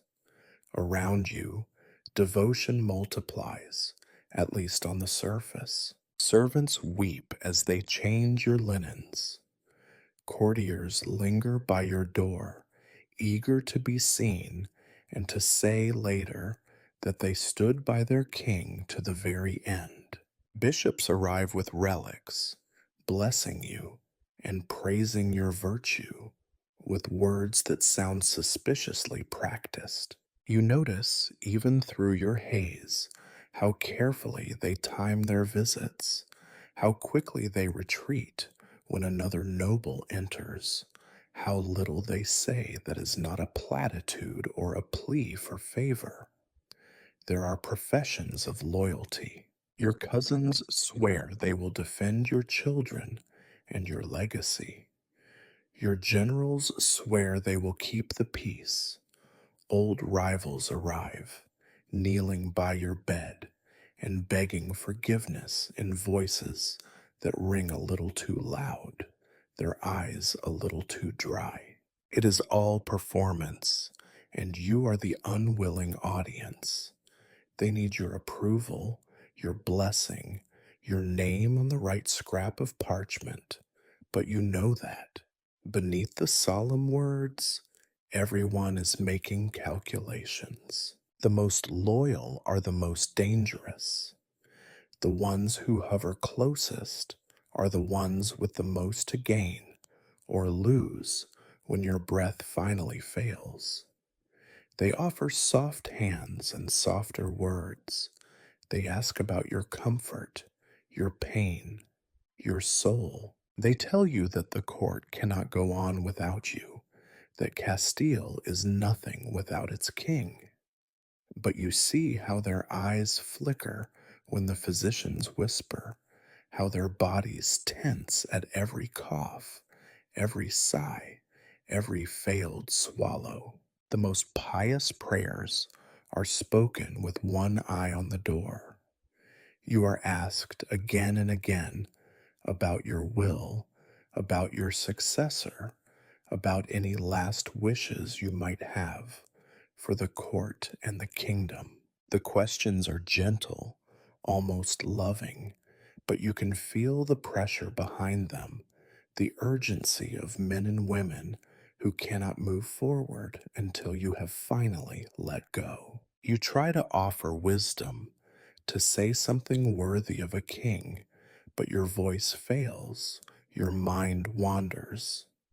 In the end, your last orders are as frail and scattered as your breath. Outside your room, the preparations for your death have already begun. Black cloths are being stitched, bells readied, horses stabled for the urgent messengers who will ride the length of the kingdom, carrying news of your demise. In the chapel, the priests rehearse their sermons, the choir practices the dirges, and the palace kitchens make plans for the somber feasts that will follow your passing. Even as you linger, the machinery of transition creaks into motion. You wonder, as you watch the parade of false devotion, whether this is how all kings die, surrounded by people whose grief is measured in opportunities gained and lost. The truest loyalty, it seems, is the loyalty of necessity, the loyalty to the crown, not the man. When you were strong, they feared and followed. Now that you are weak, they wait for the chance to serve the next power. Still, there are moments of real feeling. A servant who has been with you since childhood presses your hand with trembling fingers. A child, your own or someone else's, kisses your cheek and asks if you will soon get better. In those moments, you are not a king, but simply a dying man, grateful for the small mercies of kindness. But those moments pass. The parade continues. Final orders are given, final vows exchanged, final performances staged for an audience that is slipping away. You are Pedro, King of Castile, surrounded by faces that smile as they watch for your last breath. Their devotion, a thin veil over the restless, hungry world beyond your chamber door. You are Pedro, King of Castile, and you are surrounded by people, yet entirely alone. In the final days of your life, your chamber is never empty. There are servants at your bedside, priests at your feet, physicians at your pulse, and courtiers lingering in the shadows. The air is thick with whispers, prayers, and the rustle of anxious hands folding and unfolding scraps of linen. Yet for all the bodies in the room, the only company that truly remains is the slow, persistent ache of solitude. Loneliness is not new to kings. From the moment you first wore the crown, you learned that everyone wants something: favor, protection, a pardon, a piece of land, a promise whispered in the dark. Even in your prime, the cheers of the crowd and the declarations of loyalty were more performance than comfort. Now, as the end draws near, the distance has only grown. You lie surrounded, but untouched. The crowd ebbs and flows, an ever shifting tide. Some come with duty in their hearts, others with ambition, some with nothing but idle curiosity. Your family visits often, but even they sit stiffly, careful not to show too much fear or sorrow, measuring their affection against the uncertain hours remaining. Your wife's eyes are red, but her words are cautious. Your children, coached by anxious tutors, murmur prayers and avoid your gaze, as if the mere act of meeting your eyes might drag them down into sickness too.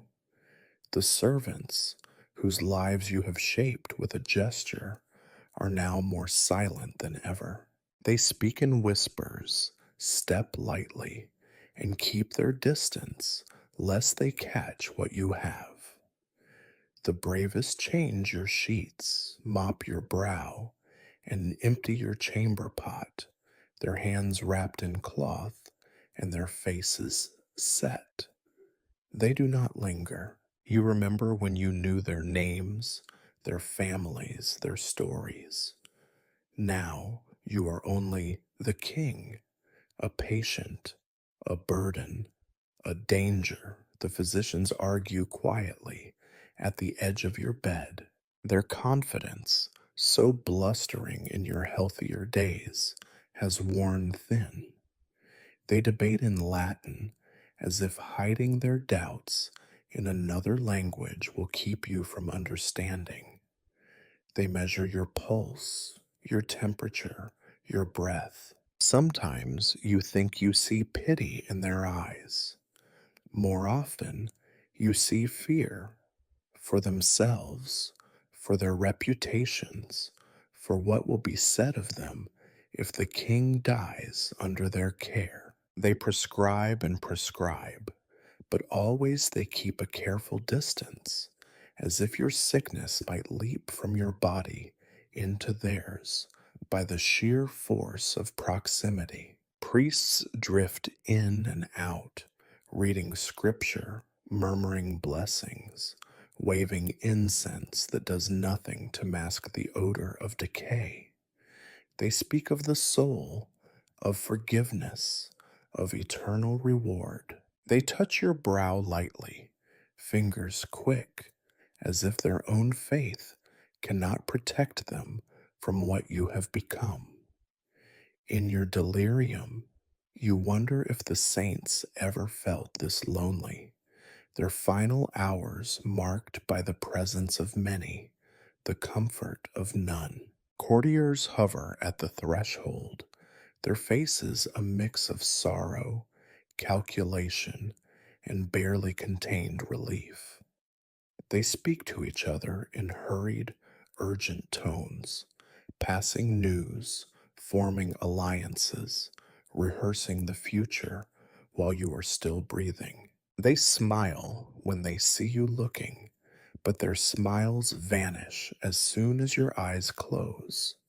They are already speaking of what comes next, their hearts beating in time with the approaching silence. Even your enemies send word. Some offer prayers for your soul, others quietly celebrate in distant halls. You feel them at the edge of the kingdom, like wolves circling a wounded stag. The world moves on without you, and the knowledge is both a relief and a deep, endless wound. You try to speak to those around you, to ask for company, for stories, for any reminder that you are still human and not merely the object of everyone's worry and speculation. but your voice is weak, your words muffled by illness and exhaustion. Those who hear you nod politely, then slip away.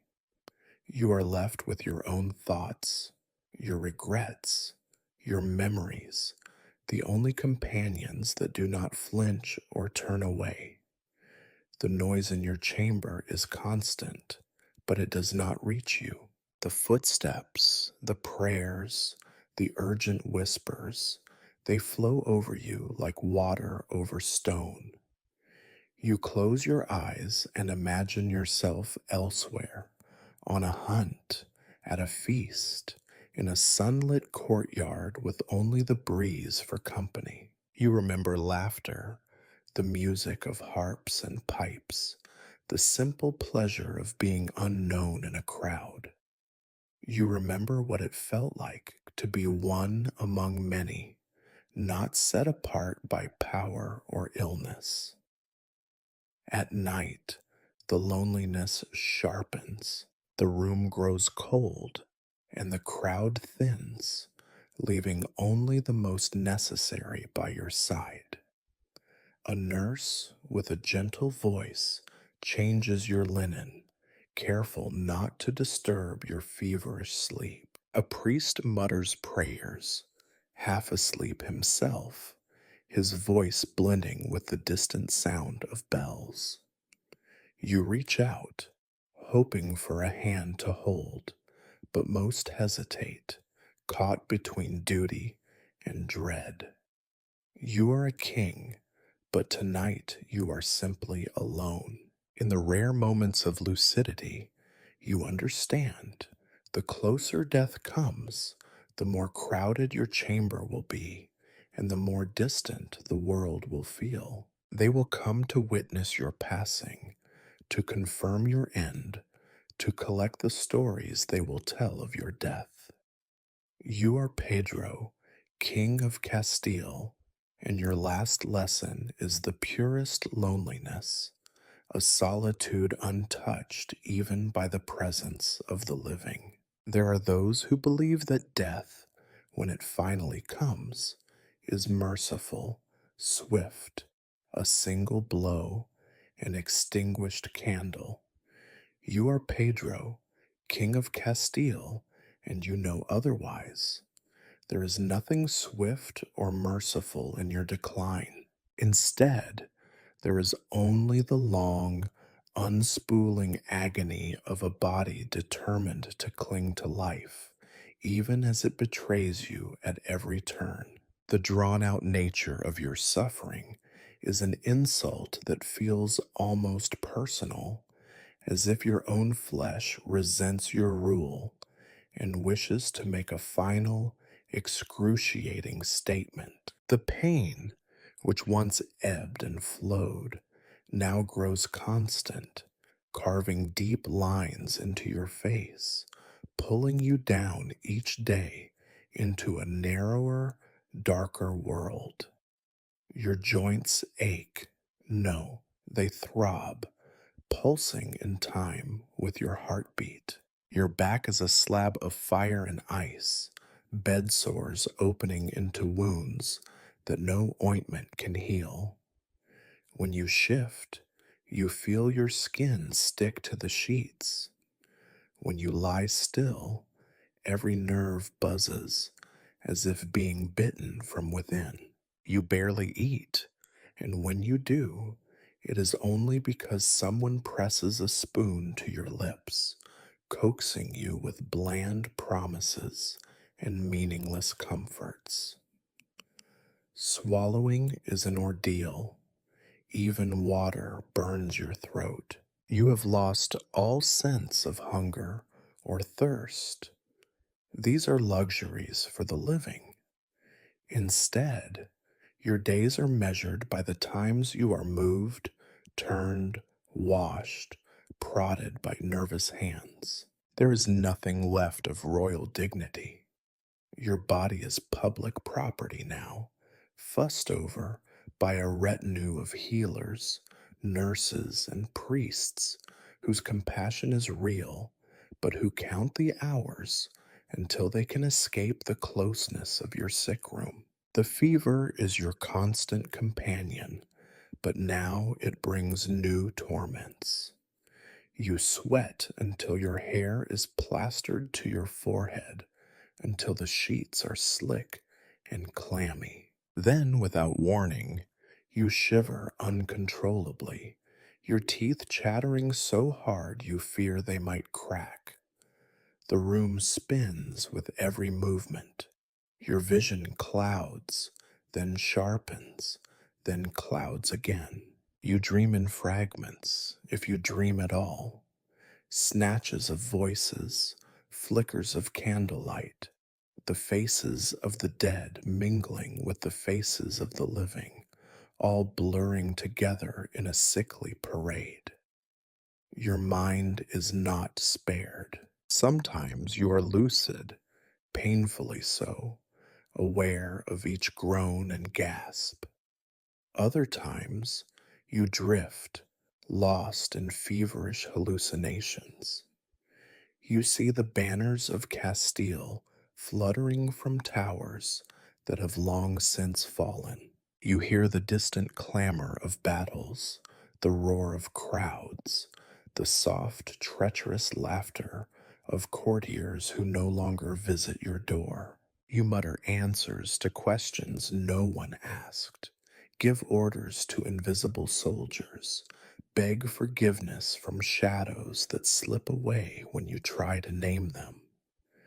The worst is the sense of being trapped. Your body is a cell from which you cannot escape. Even your own hands are strange, swollen things. When you try to sit up, your head swims, and a nurse Rose rushes to press you down. When you try to turn away, to hide your face, your muscles spasm and protest. It is not the pain itself that is unbearable, but the inability to do anything about it. You, who once moved armies with a word, cannot move your own limbs. The priests return more frequently now. Their prayers are longer, their blessings more urgent. They assure you that your suffering is meaningful, that pain endured in life is a ticket to mercy in the next world.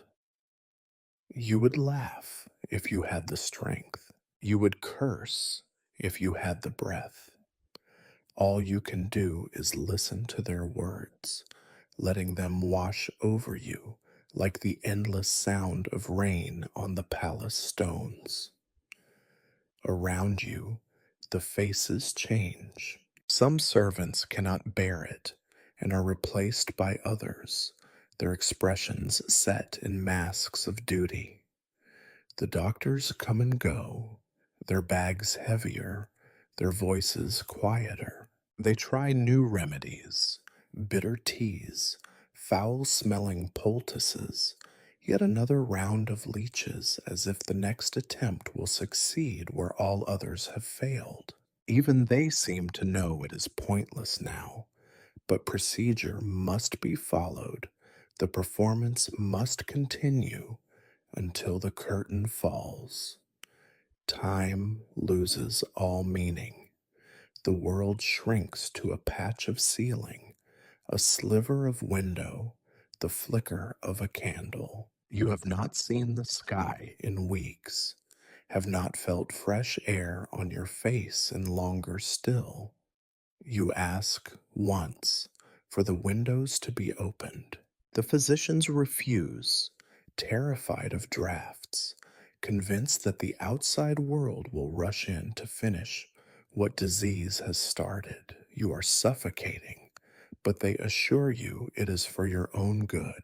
It is in these final torments that you come to understand the true nature of powerlessness. You are watched, tended, prayed over, but you are utterly alone, reduced to a body racked with pain and a mind circling the drain of memory and regret. Even your closest confidants keep their distance, afraid of contagion or the proximity to death. They stand at the edge of the room, shadows with worried eyes, waiting for you to finish. And yet, you do not die, not today, not tonight. The agony stretches on, indifferent to your rank or your suffering. There is no dramatic end, no last shattering moment of insight. There is only the slow unraveling, the final torments of a king whose body refuses to surrender until it has wrung out every last drop of suffering. You are Pedro, King of Castile, and you learn at last that the end is not a moment but a process, drawn out, public, relentless. There is no glory in it, no lesson, only the grim satisfaction of knowing that pain, like power, endures until it chooses to leave. It is a strange thing, the moment of death. All your life, you have imagined it would be a crescendo, a fanfare, a last gasp of meaning. You are Pedro, King of Castile, and you discover that it is nothing of the sort. Death arrives not as a storm, but as a hush, a final sigh after days, weeks, months of noise. Your last hours slip by almost without notice. There is no announcement, no sudden crisis, no one calling out in terror or triumph. The faces in your chamber blur together. Some are new, some have watched your decline since the first fever. Their voices merge into a background hum, prayers and polite murmurs, but their words mean nothing now. Even pain, your oldest companion, grows quiet. It is not that you are free from suffering, but that suffering itself becomes as distant as everything else, a sound muffled behind a wall. The world contracts. Your hearing dims, vision narrows to the flicker of a candle and the vague outline of a window through which you will never look again.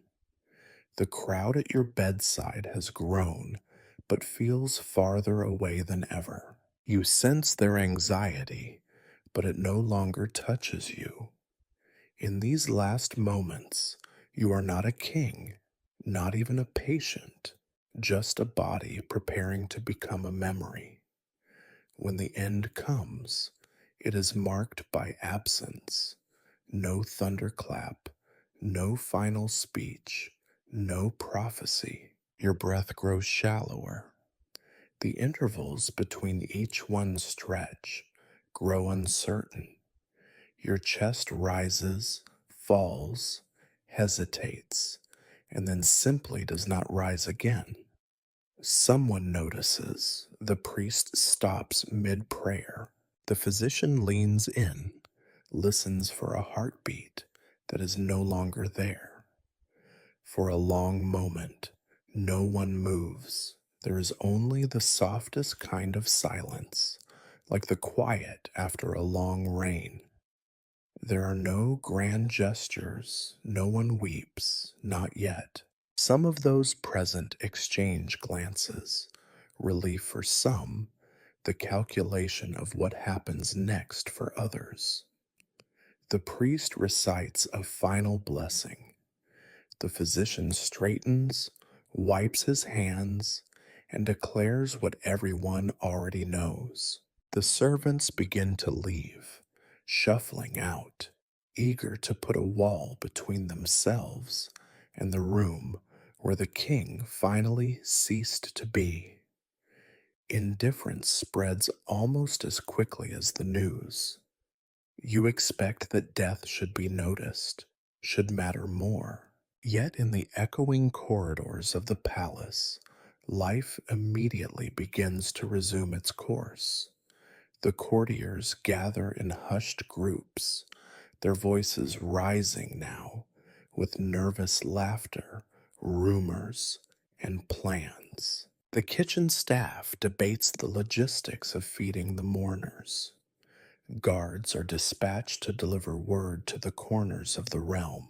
Messengers ride out into the dawn, their thoughts already drifting to the tips and favors they might receive for carrying the news. Even those who pause to mourn you do so with an eye on the clock. There are arrangements to be made, shrouds to sew, prayers to say, rooms to clean, a body to prepare. Your family gathers for a few moments of private grief, but already the dynamics of power are shifting in the air around them. Old rivalries stir, new alliances take shape. The weight of your absence presses down for a moment, then lifts. The kingdom has little patience for sentiment. The rituals of royal death are performed with more precision than feeling. Your body is washed, anointed, dressed in fine linen.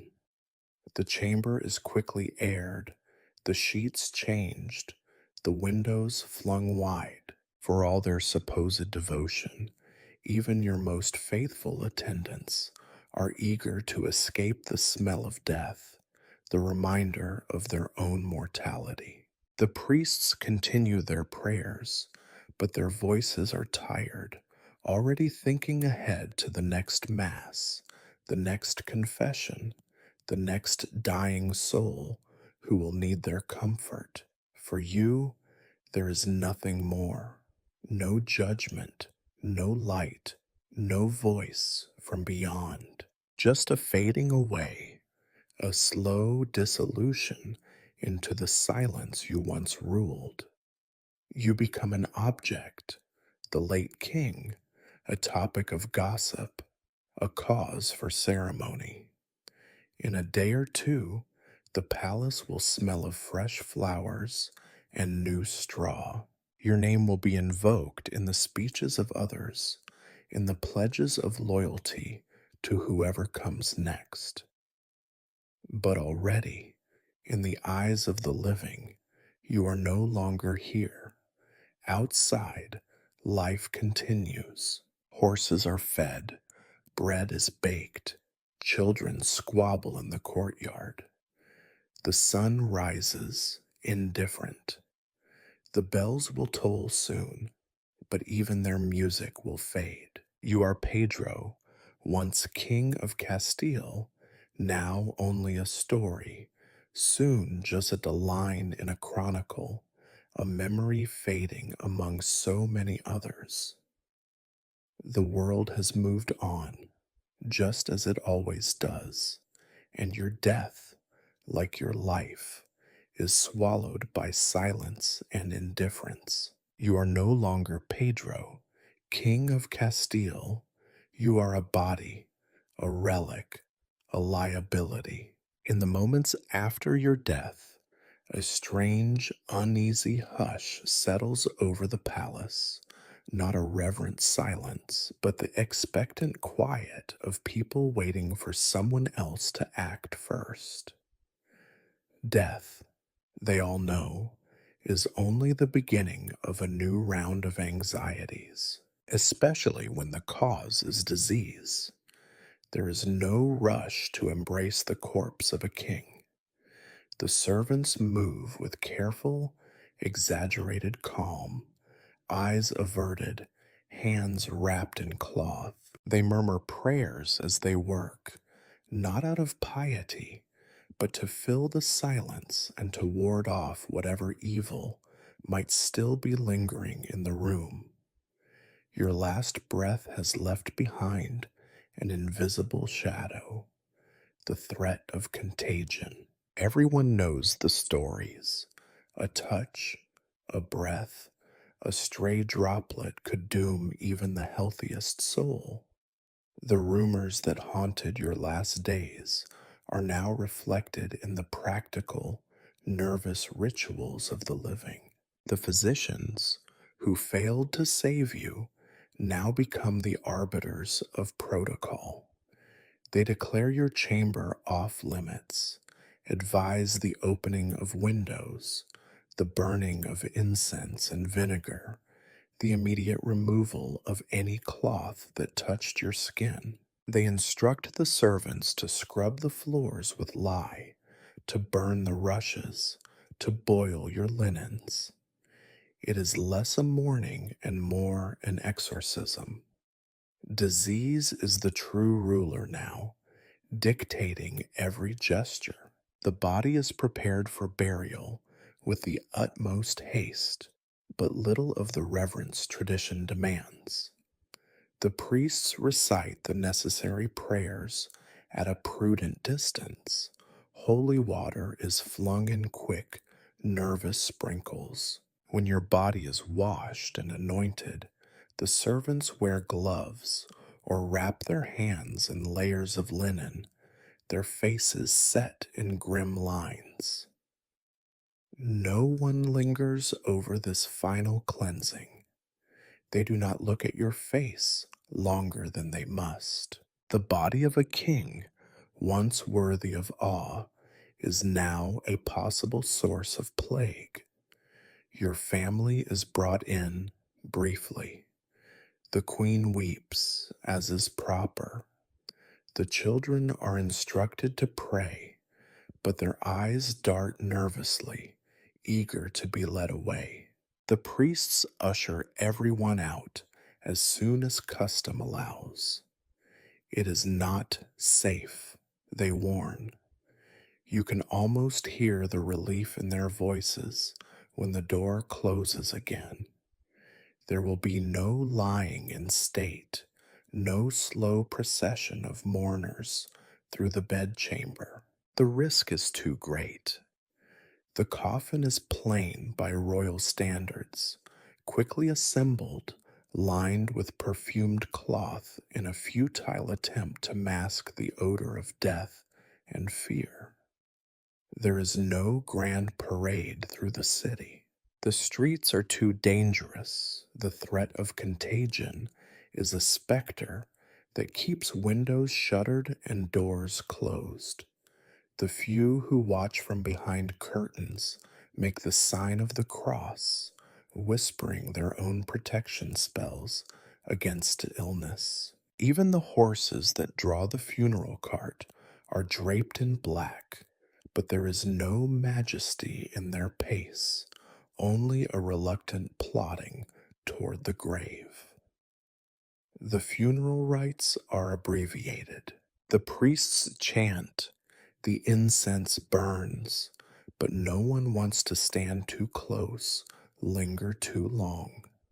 The pallbearers are paid extra, but their eyes betray their terror. They hold the coffin with outstretched arms, careful to touch as little as possible. The grave is ready before dawn. You are lowered into it with efficiency, if not care. The priests sprinkle holy water and quickly retreat. The earth is shoveled back with more speed than solemnity. Afterward, the palace is scrubbed again. Furniture is moved, mattresses burned, walls whitewashed. Anything that cannot be washed is destroyed. The servants who attended your sickbed are quarantined, forbidden from mixing with the rest of the household. Some are dismissed altogether, quietly sent back to distant villages with a few coins and the hope that they will not spread whatever they might have caught. Even the air in your chamber is suspect. For weeks after your burial, people avoid the room, stepping quickly past, refusing to utter your name in case it brings bad luck.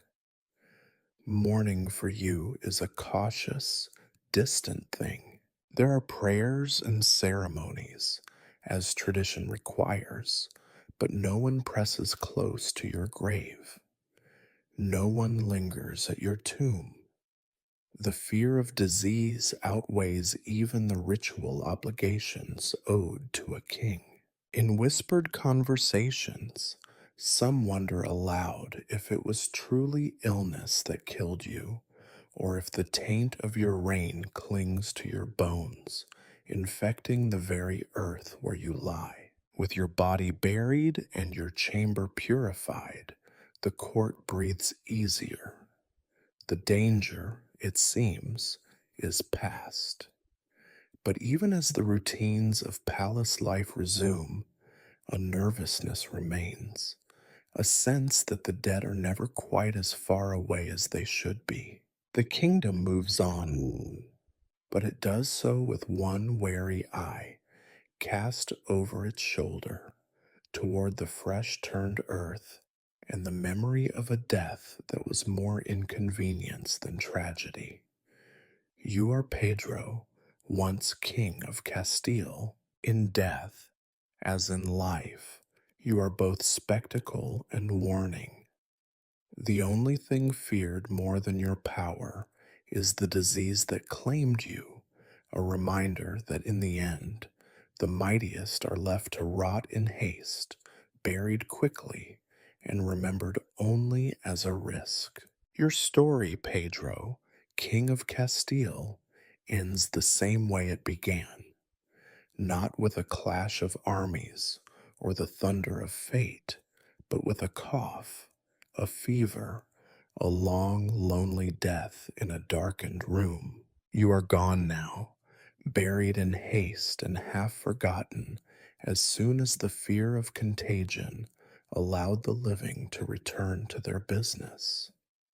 The kingdom presses on as kingdoms do, but your passing is only a brief tremor in the endless, indifferent earth. You might have hoped your death would mean something, an end, a lesson, a warning, but Castile is old, and the world is older still. For as long as memory endures, death by disease has been the punctuation at the end of royal lives. In the scrolls of chroniclers and the whispers of servants, your final days are already being folded into the larger, endless pattern. A king is dead. A new king takes the throne. The rituals and routines of rule resume, only a little more cautious, a little more cynical, and only for a little while. You are neither the first nor the last to be swept away by invisible enemies. History, it turns out, is written as much by fevers as by swords. There are chronicles of mightier kings than you who died shivering in bed, surrounded by doctors as helpless as your own. There are tales of queens and bishops and lords who vanished from power, not by dagger or intrigue, but by the slow undoing of the body, skin growing cold, breath failing, life slipping away in silence. It is so ordinary, so universal, that after the first shock, no one is really surprised. Your own reign will be measured by the chronicles of the survivors, written with clean hands that did not touch your sheets, by those who outlived the contagion. The official histories may mention your death as a tragedy, a turning point, perhaps even as an act of God. The more honest ones will record that it was, in truth, just another episode in the long epidemic of royal mortality. The kingdom moves on. Your enemies claim your absence as their victory. Your allies mourn as much as is practical, then adjust their allegiances. The peasants nod, as they always have, and return to their plows, knowing that if kings can fall to sickness, what hope have they? There will be others. Even now, somewhere in a drafty nursery, A child of noble birth sneezes and shivers, and the cycle begins anew. Physicians gather, priests mutter prayers, parents pray to all the saints they can remember. Hope flourishes, then fades, replaced in time by the rituals of despair and, if fortune is particularly cruel, the hurried rituals of burial. No one ever quite knows if the next king or queen will outlast the next pestilence. The court will try to forget you. Your rooms will be aired and repainted, your possessions inventoried, your debts quietly erased or ignored.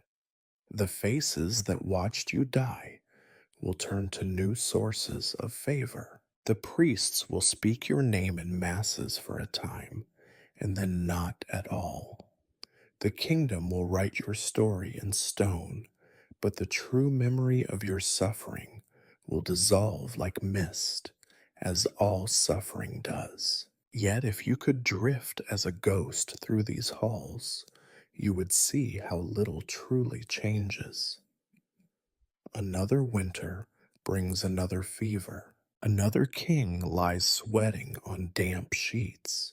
Another set of physicians try their luck with leeches and prayers. Another round of rumors and accusations blooms like mold in the corners of the palace. Another burial is carried out with too much haste and too little comfort. The world rolls on, indifferent and undefeated. Disease is the instrument of history, wielded by no one and suffered by all. It does not care for crowns, for lineages, for titles or banners.